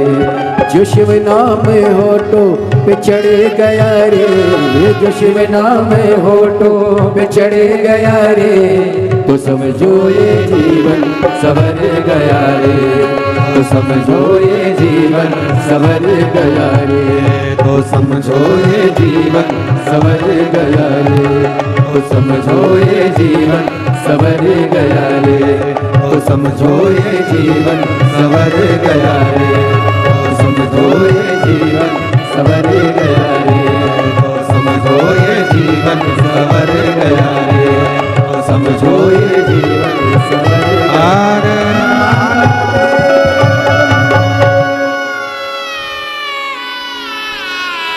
अपने स्थान पर बैठकर भगवान देवाधिदेव महादेव को अपने मन का भाव कहें, दिल से प्रार्थना करें, विनय करें, निवेदन करें।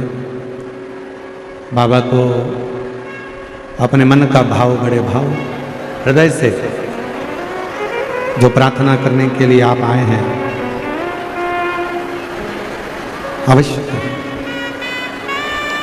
जहाँ जगह मिल जाए वहाँ बैठ जाओ। पंडालों में जगह नहीं है तो बाहर जहाँ जगह मिले छांव देखकर बैठ जाओ और दिल से बाबा को प्रार्थना करिए। साथ में बोलिएगा, आज कथा का तृतीय दिवस, तीसरा दिन है। 5 दिन की कथा है। कल कथा का चौथा दिन रहेगा, मतलब कल कथा की शिवरात्रि रहेगी। कल तो कथा का समय यही 1 बजे से 4 बजे तक रहेगा। परसों के दिन 5वें दिन जब कथा विराम होगी तो कथा का समय सुबह 8 बजे से 11 बजे रहेगा। कल कथा की शिवरात्रि है। कल कथा का समय यही 1 बजे से 4 बजे तक रहेगा। और परसों जिस दिन कथा 16 तारीख को विराम होगी उस दिन कथा का समय सुबह 8 बजे से 11 बजे रहेगा। पर टीवी पर कथा का समय वही 1 बजे से 4 बजे तक रहेगा। पंडाल में सुबह 8 बजे से 11 बजे परसों के दिन रहेगा। कल कथा की शिवरात्रि का दिन रहेगा। बाबा को अपने मन का भाव हृदय से, दिल से प्रार्थना करें।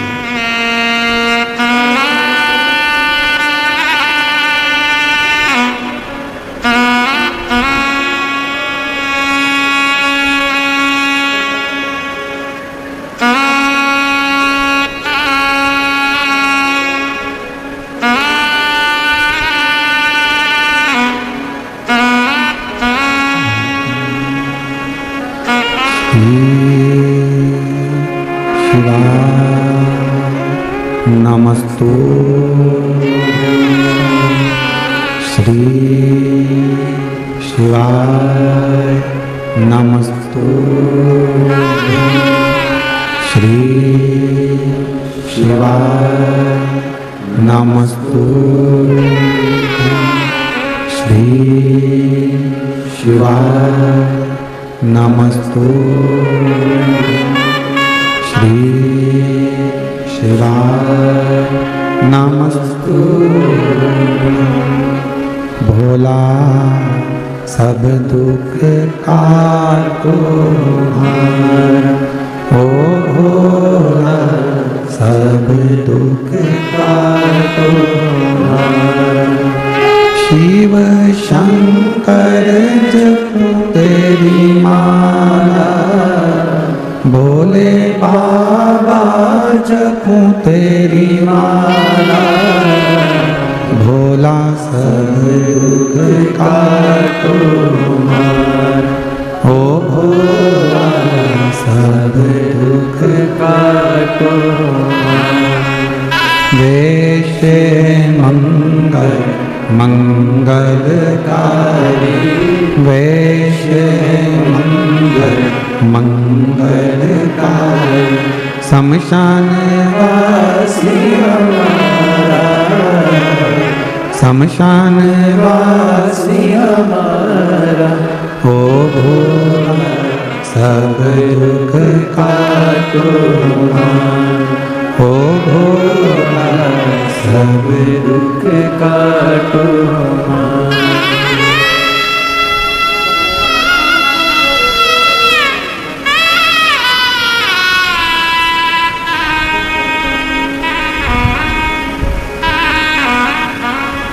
बाबा देवादिदेव महादेव, भगवान शिव, ओगरदानी, त्रिकालदर्शी, कैलाशी, विनाशी, भगवान शंकर की पवित्र कथा कह रहा है।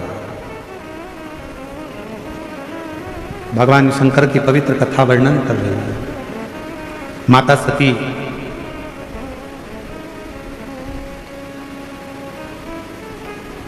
पिता दक्ष प्रजापति की यज्ञशाला में अपने प्राणों को त्याग देता है।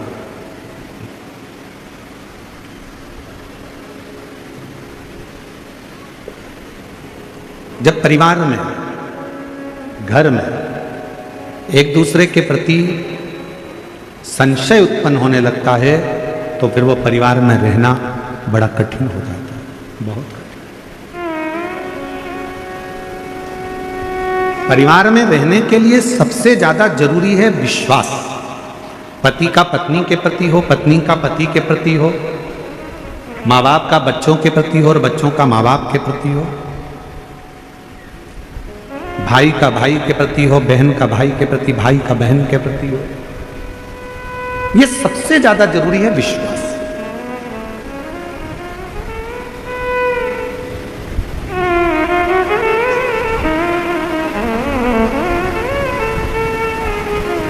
दुनिया के लोग आपसे पूछेंगे कि मकान कैसे बनाया, दुनिया के लोग आपसे पूछेंगे दुकान कैसे बनाई, दुनिया के लोग आपसे पूछेंगे फैक्ट्री कैसे बनाई, दुनिया के लोग आपसे पूछेंगे कि तुमने ये जेवर कैसे बनाया। पर मेरा शंकर आपसे कभी नहीं पूछेगा कि आपने ये कैसे बनाया। शिव जी तो केवल ये पूछेंगे कि इतना मृत्यु लोक में रहने के बाद, झूठ बोलने के बाद, छल करने के बाद, बेईमानी करने के बाद, कपट करने के बाद भी तू कैलाश धाम कैसे आ गया, शिव के धाम कैसे आ गया। शिव ये पूछे, भगवान शंकर तो ये पूछेंगे कि तू मेरे धाम आ कैसे गया, तू मेरा कैसे हो गया। और केवल तुम्हारे लिए ये कथा नहीं है। जब माता सती के प्राण छूट गए, जब माता सती के प्राण चले गए, भगवान देवादिदेव महादेव माता सती के शरीर को अपने कंधे पर डालकर खूब तांडव करे। भगवान नारायण ने सुदर्शन चक्र उठाकर सती माता के शरीर के टुकड़े कर दिए, शक्ति पीठ का निर्माण हो गया।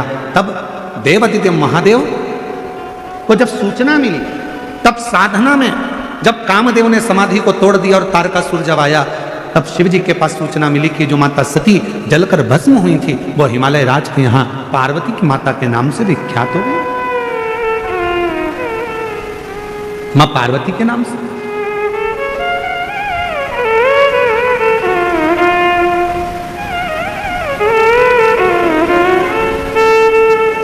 और शंभु शरण पड़ी मांगो हरि रे, दुख काटो दया करी दर्शन दो।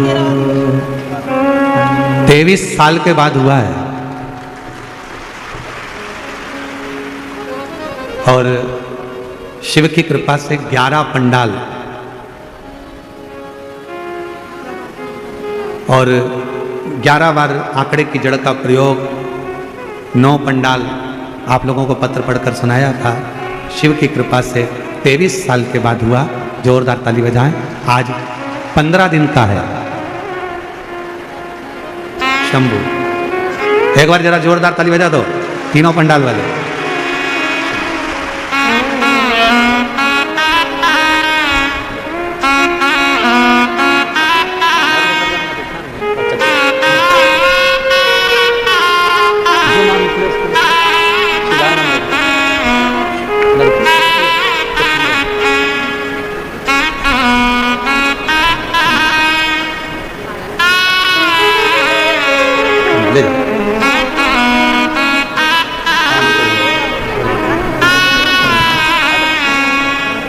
और तेरी कृपा का क्या भरोसा, तुम किस पर हो जा, जरा सी हम भर कर दो, जरा सी हम भर कर दो। जिस पर भी हो गई तेरी कृपा करुणा, वो भव पार हुआ, भव पार हुआ। आप ही हो चाहे जितना उसका भी बाबा उद्धार हुआ, उद्धार हुआ। गिद्ध अजामिल गणका जैसे तेरे मन को भार, जरा सी हम कर दो, जरा सी हम कर दो। शिव करुणा के सागर। मां जगत जननी की जब सूचना मिली कि पार्वती जी का प्रागट्य हो गया, माता पार्वती प्रकट हो गई।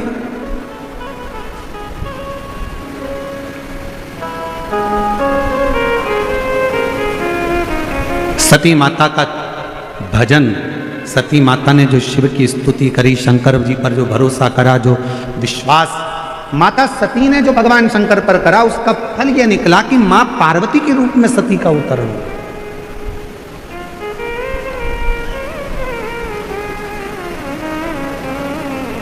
अच्छा, एक बात पूछें आप लोगों से, शिरडी की जीजाऊं जरा उत्तर देना।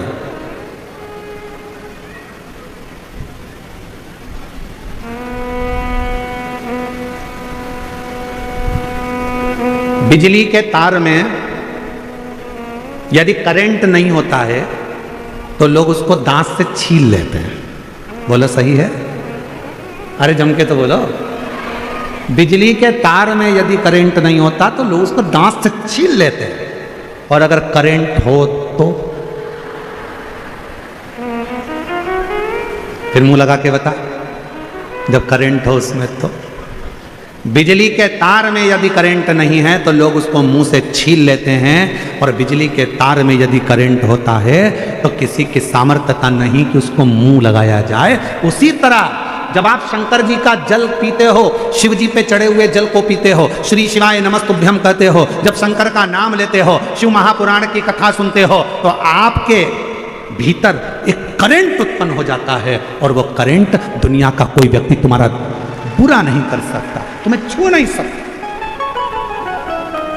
जब तक आप शिव जी के नहीं हुए ना, समझ लेना कि बिना बिजली के तार वाले करंट, बिना करंट के हो। कोई छुएगा भी, अपशब्द कहेगा भी, ताना देगा, गाली देगा, आड़ा टेढ़ा कहेगा, खूब लोग कहेंगे, पर जब तुम शंकर जी को एक लोटा जल चढ़ाने लगोगे, शिव जी का भजन करने लगोगे, शिव नाम लेने लगोगे, कथा श्रवण करने लगोगे, श्री शिवाय नमस्तुभ्यम कहने लगोगे, तो तुम्हारे भीतर एक अलग से ऊर्जा, एक अलग से एनर्जी, एक अलग से बल तुम्हारे शरीर में आने लगेगा।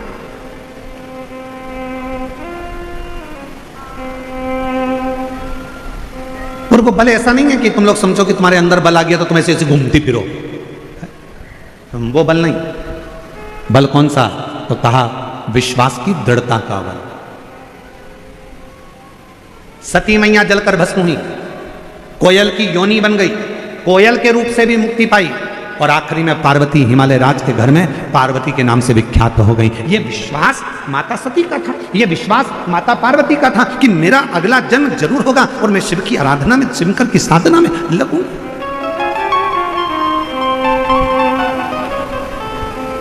और जब भगवान शंकर पर पूरा भरोसा हो जाता है, पूरा,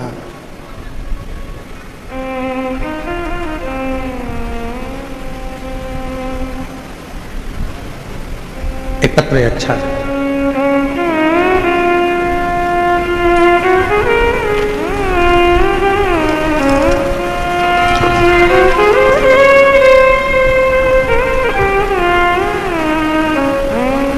पत्र को एलईडी पर पढ़िएगा। मैं नागेश्वर साहेब राव काले, मुकाम पोस्ट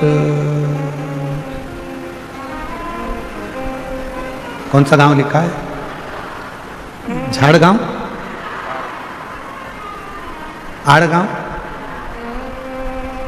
तहसील राहता, जिला अहिल्यानगर। कहीं बैठे हों तो हाथ हिला सकते हैं, और अगर बैठे हों तो बेलपत्र लेने के लिए आ सकते हैं। नागेश्वर साहेब राव काले, मुकाम पोस्ट आड़गांव, तहसील राहता, जिला अहिल्यानगर। एक लोटे जल का मैं क्या वर्णन करूं गुरुजी। मेरे पिताजी के 2 साल से दोनों किडनी ने काम करना बंद कर दिया था। डॉक्टर ने कह दिया था कि अब डायलिसिस चालू करना होगा, तब से डायलिसिस चालू हो गया। 2 साल से डायलिसिस चल रहा है, क्योंकि पिताजी की उम्र 70 साल की है। तभी मैं एक रिश्तेदार के यहाँ गई, 1 लोटे जल का प्रयोग करे और 1 बेलपत्र खाने का बताया। तब मेरे माँ ने शिवलिंग पर जल चढ़ाना और पिताजी को जल लाकर देना प्रारंभ किया। 6 महीने से हम ये प्रयोग कर रहे हैं, शिवजी पे चढ़े हुए जल को पिताजी को पिलाना, बेलपत्र देना। पहले हफ्ते में 2 बार डायलिसिस होता था गुरुदेव, अब बाबा की कृपा से बाद में हफ्ते में 1 बार डायलिसिस हुआ, और बाद में शिव की कृपा ने ऐसी करुणा कर दी कि अब उनका डायलिसिस पूरी तरह से बंद हो गया। और 13 मार्च 2025 से डायलिसिस बंद हो गया है और पिताजी पूरी तरह से ठीक हैं। हम बाबा को प्रणाम करते हैं। आपकी बेजापुर की कथा के पंडाल में बैठकर सुनी थी और बाबा को प्रार्थना कर कर वहाँ की मिट्टी लेकर आए थे। शिव की आराधना। एक पत्र और अच्छा है, देखिए।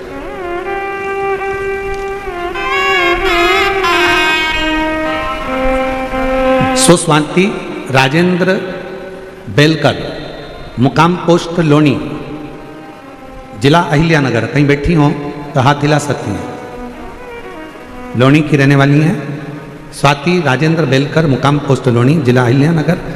मैं सुजय दादा को और उनकी फैमिली को मन से बहुत बहुत शुक्रिया अदा करना चाहती हूँ कि इन्होंने आपकी कथा का आयोजन करके सभी माता बहनों को कथा सुनने का सौभाग्य प्राप्त किया। मैं बहुत बहुत साधुवाद करती हूँ। मेरा बेटा 3 साल से सरकारी नौकरी की तैयारी कर रहा था। वो हमेशा कुछ मार्गों से 2-3 नंबर से रह जाता था। उसने आशा छोड़ दी थी। फिर मैंने उसे 1 लोटा जल चढ़ाना चालू करवाया और 2 बार पशुपति व्रत किया। फिर रिजल्ट हो गया। फिर भी 3-4 महीने हो गए और आर्डर नहीं आया। तब फिर हमने सीहोर गए और मेरा तीसरा पशुपति व्रत चालू करवाया। बाबा की कृपा से आज वो सिविल इंजीनियरिंग पद पर नियुक्त हो गया गवर्नमेंट के। शिव कृपा।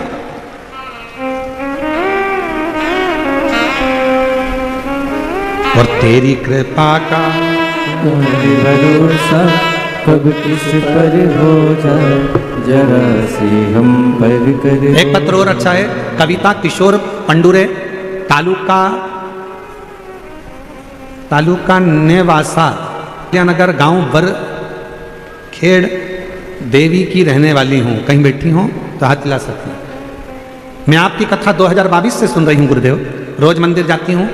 हमारा मछली का व्यापार है, हम मछली बेचते हैं, पर हमारे अड़ोस पड़ोस के लोग और भी लोग मुझे हर बार मना करते हैं कि तू मंदिर मत जाया कर।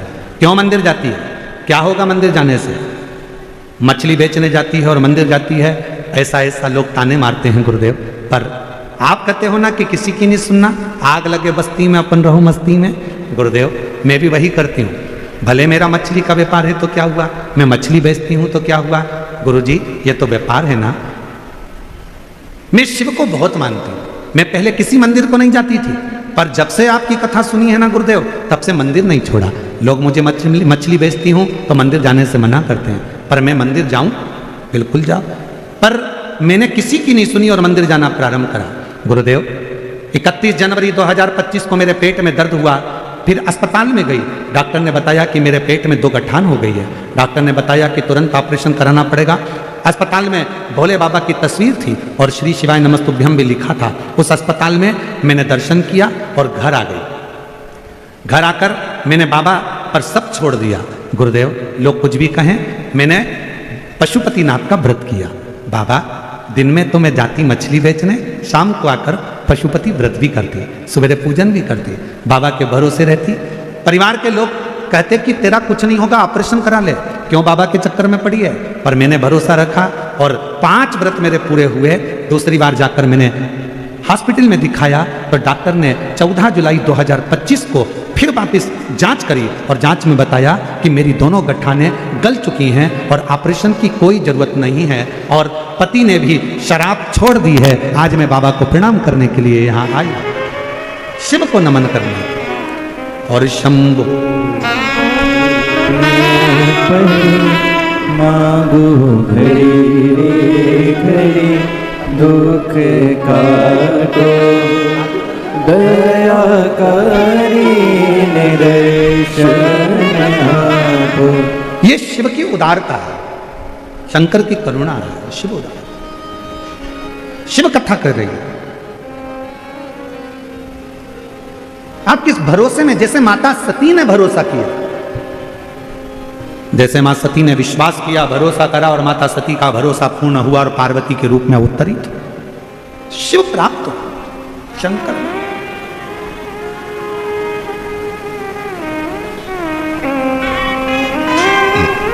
हम पहले भी कथा में कहे, आज फिर कहते, जब तक शिव महापुराण के प्रति आपका भरोसा नहीं हो, तब तक शिव महापुराण की कथा में मत जाओ। तुम्हारा दिल कह दे कि मैं कथा सुनने बैठूंगी और मेरा यह काम होगा, तो समझ लेना वो काम होकर ही रहे।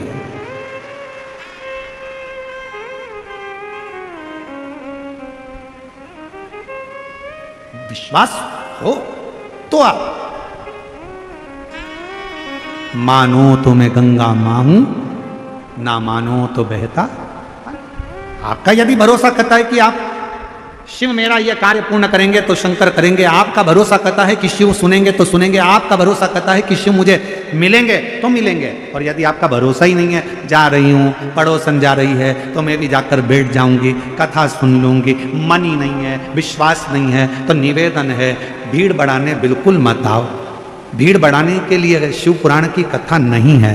भीड़ बढ़ाना हो तो दूसरे पंडाल में चले जाओ। शिव महापुराण की कथा कभी भीड़ बढ़ाने का काम नहीं करती। शिव महापुराण की कथा विश्वास बढ़ाने का काम करती है, मन में शिव को बिठाने का काम करती है। भीड़ बढ़ाने बिल्कुल मत जाओ। क्या करोगे भीड़ बढ़ाकर? अगर विश्वास है तो जाओ। तुम्हारा दिल कहता है कि मैं जाऊंगी और मेरा शंकर मेरी झोली भरेगा, तो जरूर भरेगा। और तुमने सोचा जा रही हूं, अगर दे देगा तो ठीक है। तो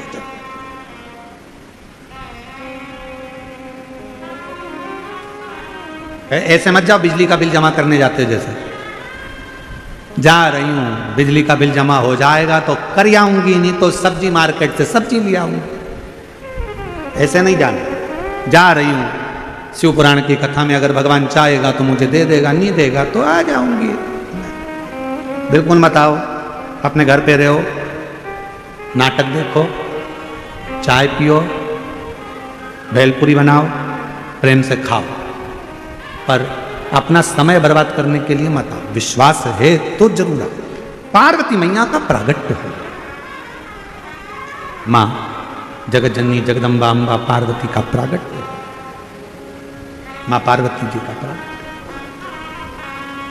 हिमालय राज की नगरी में आनंद समाहित हो रहा। पूरी नगरी,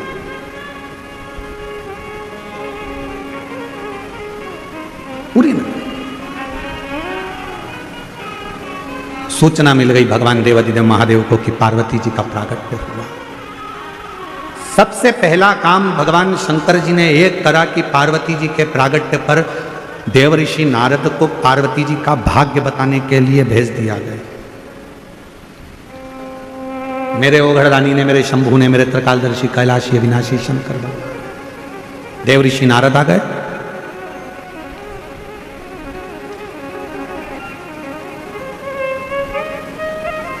मैनावती की गोद में पार्वती जी थी। देव ऋषि नारद जी ने जैसे ही देखा तो उनका भाग्य बताना प्रारंभ किया। इनको जो पति मिलेगा वो भस्मी रमाने वाला, जटाजूट बांधने वाला मिलेगा। तुम्हारी पुत्री पार्वती को जो पति मिलेगा वो नग्न वेशधारी मिलेगा। और फिर निवेदन है, भाग्य बताने वाले तो दुनिया में ढेर मिल जाएंगे, पर भाग्य बनाने वाले ढेर नहीं मिलेंगे। भाग्य बनाने वाला तो देव अधिदेव महादेव ही। भाग्य तो कोई भी बता देता है। भाग्य तो कोई भी बता देता है। कहीं पर भी चले जाओ, भाग्य बताने वाले ढेर सारे मिल जाएंगे। आपने देखा होगा, आप तो शिरडी में रहते हो, आप लोग तो कभी मुंबई जाते हो, कभी पुणे जाते हो, रेलवे स्टेशन के बाहर भी कोई ऐसी बहुत सारी वो लेकर बैठ जाते हैं। और एक पोपट को, एक मिट्ठू को, एक तोते को, वो मिट्ठू, वो तोता, वो पैरट, वो पोपट एक पर्ची उठाकर लाएगा और फिर भाग्य खोलेगा, फिर बता देंगे कि तुम्हारी भाग्य ऐसा। बोलो सही है कि गलत है? भाग्य तो कोई भी बता दे। भाग्य बताना बहुत बड़ी बात नहीं है, पर भाग्य बदलना बहुत बड़ी बात है।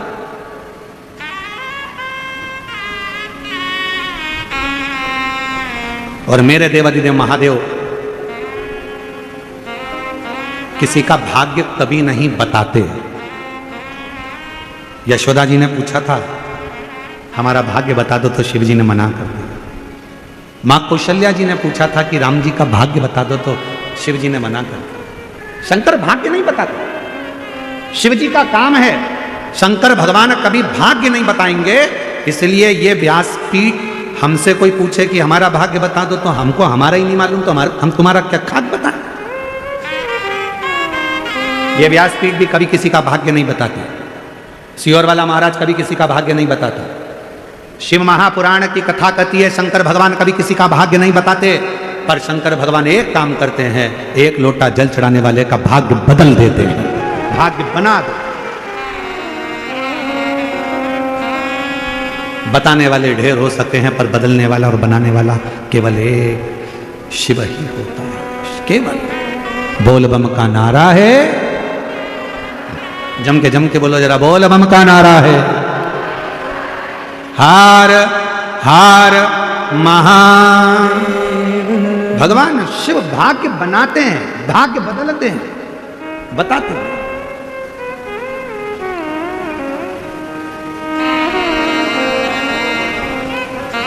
देव ऋषि नारद ने भाग्य बताया। पार्वती जी को जो पति मिलेगा वो ऐसा मिलेगा, जटाजूट बांधने वाला, भस्मी रमाने वाला, नग्न वेशधारी। हिमालय राज के मन में आया कि मेरी बेटी की किस्मत ऐसी लिखी, मेरा बेटी का भाग्य ऐसा लिखा।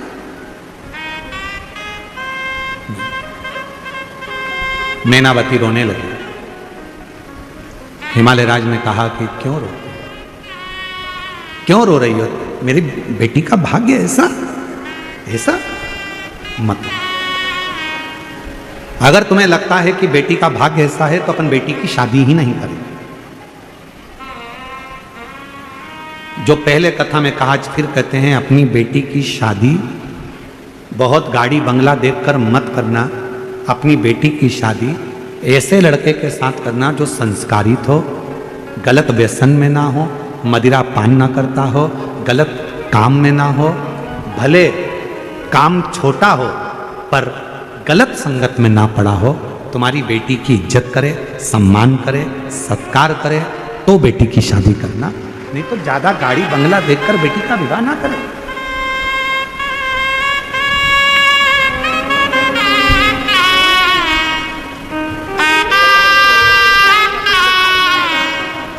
पति का एक हफ्ते में 2 बार डायलिसिस होता था और शिवजी की कृपा से शंकर पे चढ़ा हुआ जल देना प्रारंभ करा। हफ्ते में 1 बार आया। अब मार्च के महीने से पूरा डायलिसिस डॉक्टरों ने बंद कर दिया और पति पूर्ण तरह से ठीक है। एक बार जोरदार ताली बजा।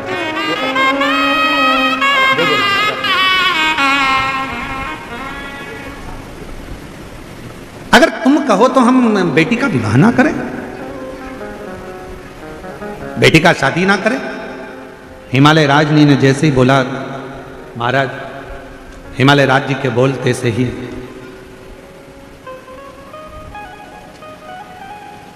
मैनावती ने कहा नहीं, विवाह तो करना है, शादी। तो इतने में देवऋषि नारद जी ने कहा, यदि बेटी के भाग्य में ये सब कुछ लिखा है तो एक काम करो, बेटी को शिवजी की भक्ति बता दो, शंकर की आराधना करना बता। हम आपसे भी कहेंगे, जो हिमालय राज ने कहा, जो मैनावती ने कहा, वो हम आपसे कर रहे हैं। अपने बच्चों को, अपने घर की बेटा बेटी को, आप चाहते हो कि अपने घर के बेटा बेटी सफलता की सीढ़ी पर चढ़े, उन्नति की सीढ़ी पर चढ़े, तो अपने घर के बेटा बेटी से कहो कि मेहनत 4 गुनी करें, खूब पढ़ाई करें, खूब मेहनत करें, खूब परिश्रम करें और साथ में शंकर के मंदिर में जाना चालू करें, 1 लोटा जल चढ़ाना प्रारंभ करें, तो सफलता मिलेगी, सफलता प्राप्त हो।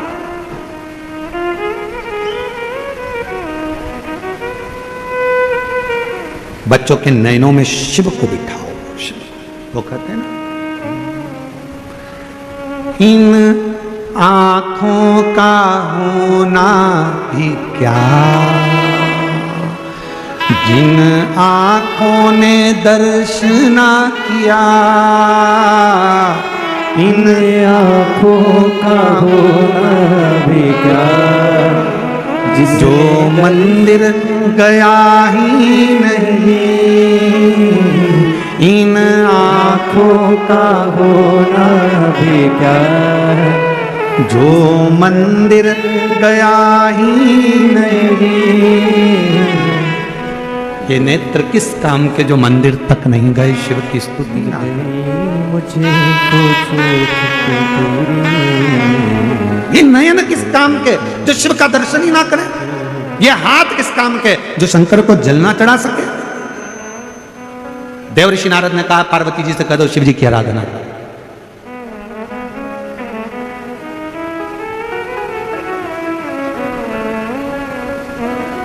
कथा सुन ले घड़ी 2 घड़ी, दर्शन कर ले घड़ी 2 घड़ी, हो टूटे लड़ी, कथा सुन ले घड़ी भोर। दो घड़ी का जो समय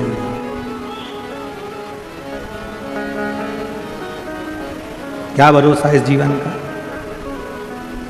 मिला जितनी श्वासें 21,600 श्वास रोज चल रही है, कौन सी श्वास आखिरी होगी ये किसको मालूम।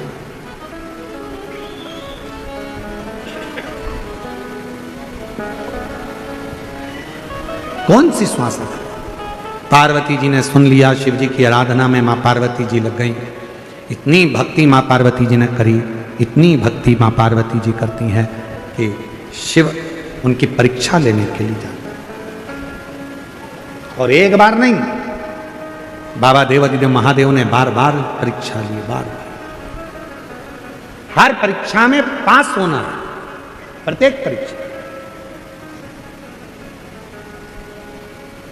आपको क्या लगता है कि जिंदगी सरल है?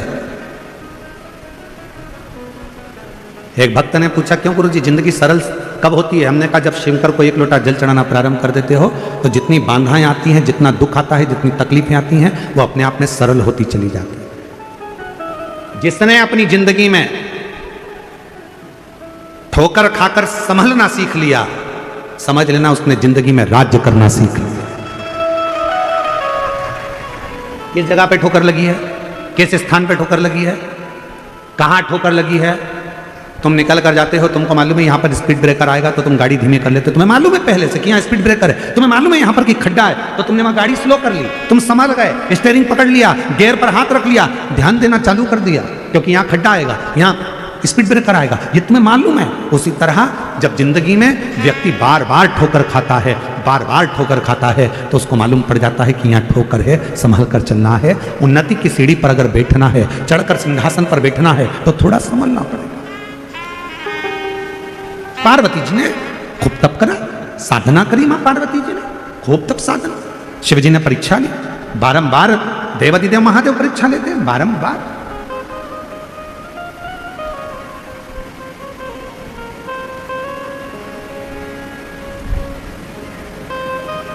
भजन कर ले घड़ी दो घड़ी,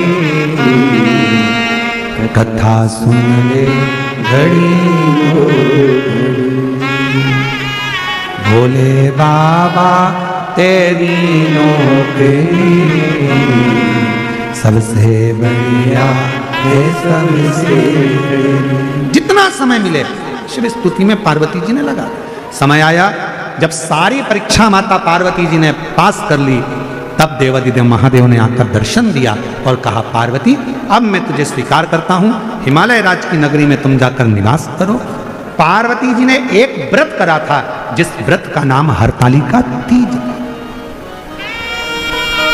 ये वो व्रत है, अगर कुंवारी स्त्री भी इस व्रत को करती है, अखंड सौभाग्यवती स्त्री भी इस व्रत को करती है, और जो नारी जैसी है, कोई सौभाग्यवती है तो सौभाग्यवती व्रत कर रही है, कोई पुरुष है तो वो भी व्रत कर रहा है, और नारी भी व्रत कर रही है, कन्या भी व्रत कर रही है, और किसी नारी का अगर पति चले भी जाता है तो भी ये व्रत करा जाता है। ये व्रत छूटता नहीं है। हरतालिका तीज का व्रत स्वतः वो व्रत है जो स्त्री बचपन से लेकर मृत्यु की सैया तक करती है, वो हरतालिका तीज का व्रत।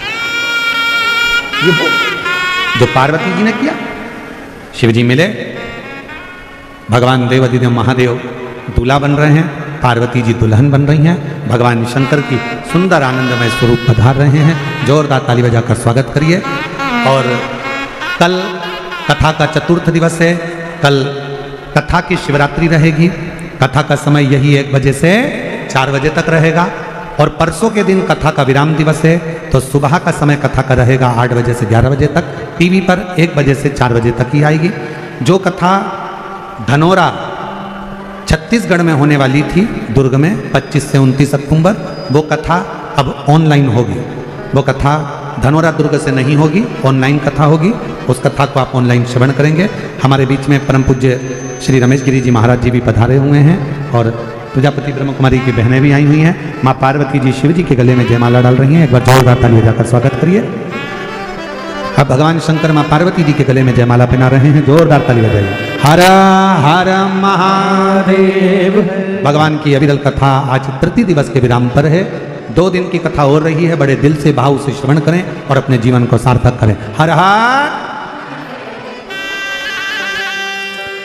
जय जय श्री राधे। सभी भक्तों को हर हर महादेव सदा जय श्री कृष्णा श्री शिवाय नमस्तुभ्यम। व्यासपीठ को नमन करते हुए हम सबके प्रिय हम सबके लाडले ठाकुर कल्लू जी महाराज के चरणों में नमन करते हुए परम सत्य परम आदरणीय विश्वविख्यात पूज्य गुरुदेव के पावन चरणों को नमन करते हुए और आप सभी शिव भक्तों के चरणों में नमन करते हुए सुंदर हम सभी ने आज तीसरे दिवस की कथा श्रवण करी। कल चतुर्थ दिवस की कथा हम सभी श्रवण करेंगे। दोपहर 1 बजे से 4 बजे तक कथा अमृत का लाभ लेंगे और लास्ट दिन की जो कथा होनी है वह सुबह 8 बजे से विराम दिवस की जो कथा होनी है सुबह 8 बजे से 11 बजे तक हम सभी श्रवण करेंगे।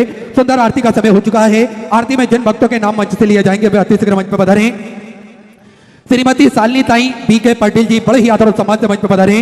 श्रीमती पुष्पा ताई किरण जी लहमाटे बड़े ही आदर और सम्मान से मंच पर पधारें। श्रीमती घड़िलकर वंदना जी गोरक्षक बड़े ही आदर और सम्मान से मंच पर पधारें। श्रीमती पद्मा ताई तीव्रे बड़े ही आदर और सम्मान से मंच पर पधारी। श्रीमती विद्या जी परजाणे विवेक जी परजाणे बड़े ही आदर और सम्मान से मंच पर पधारी। श्रीमती वंदना जी तुरकाड़े बड़े ही आदर और सम्मान से मंच पर पधारी।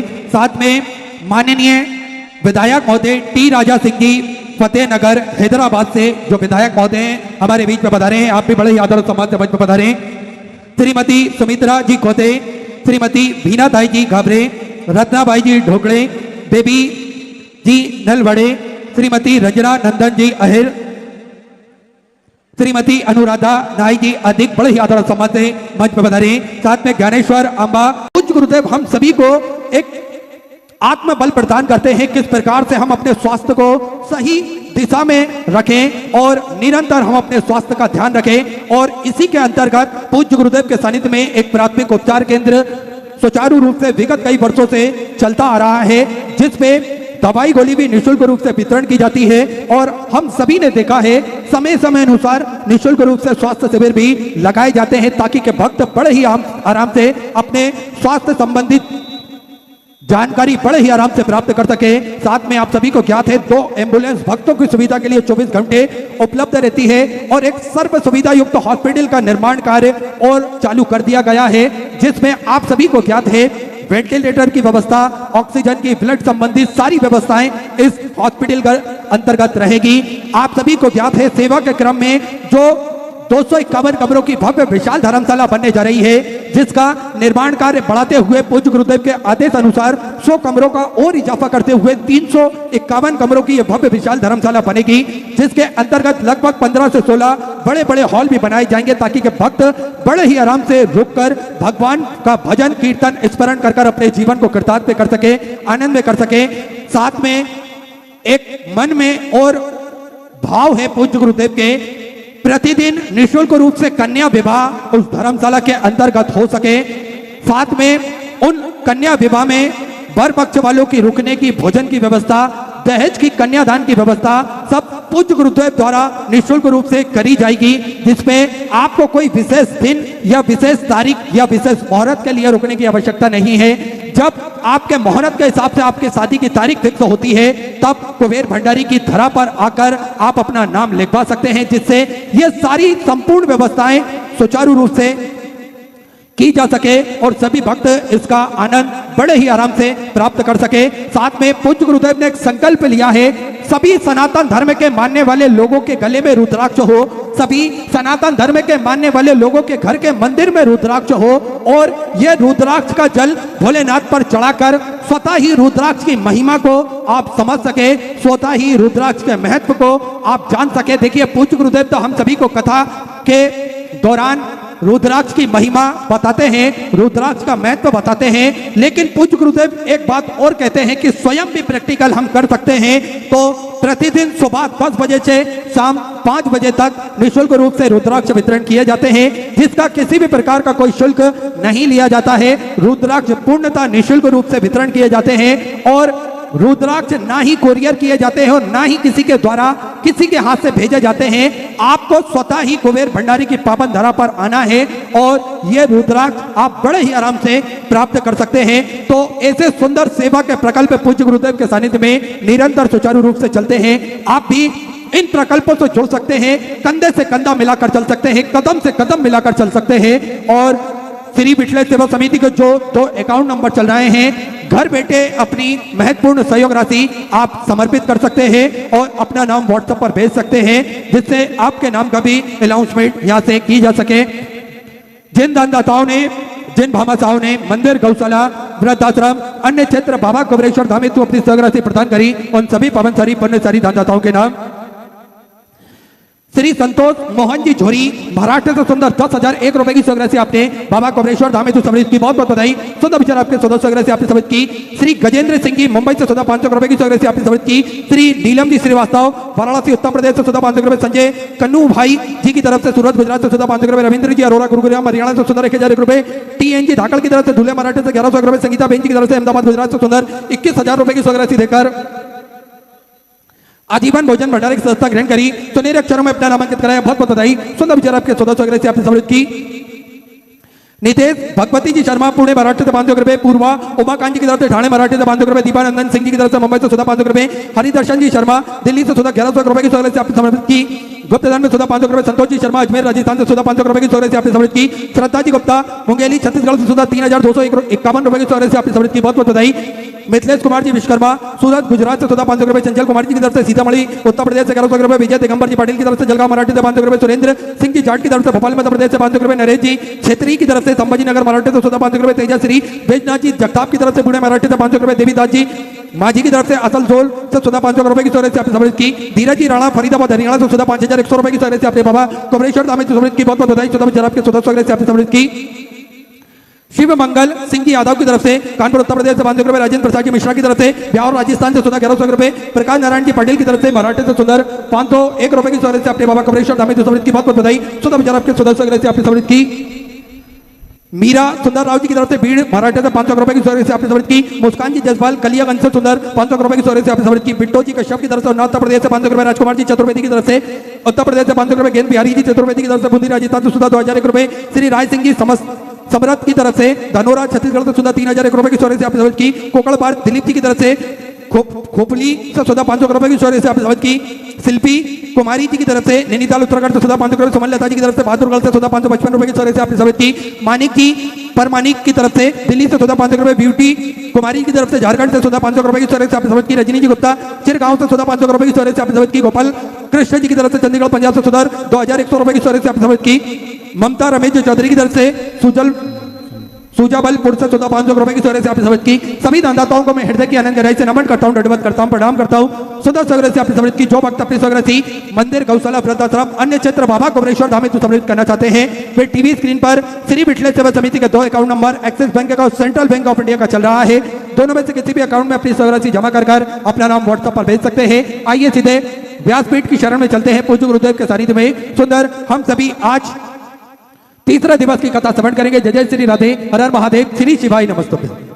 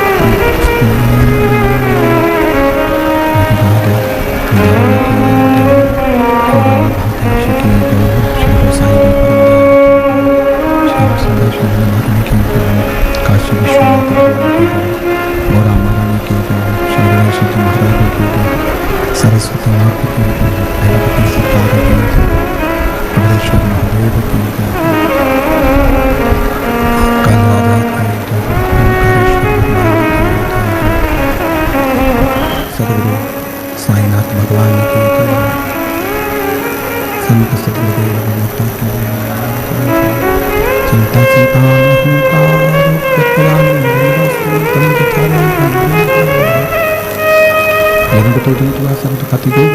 सर्वदा वंदेशं अभ्यान्ति निराधार सभ्यां शिलापया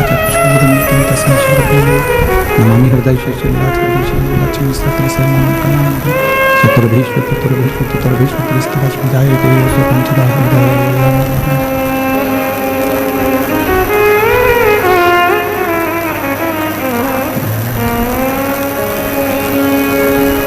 बोलो विश्वनाथ भगवान की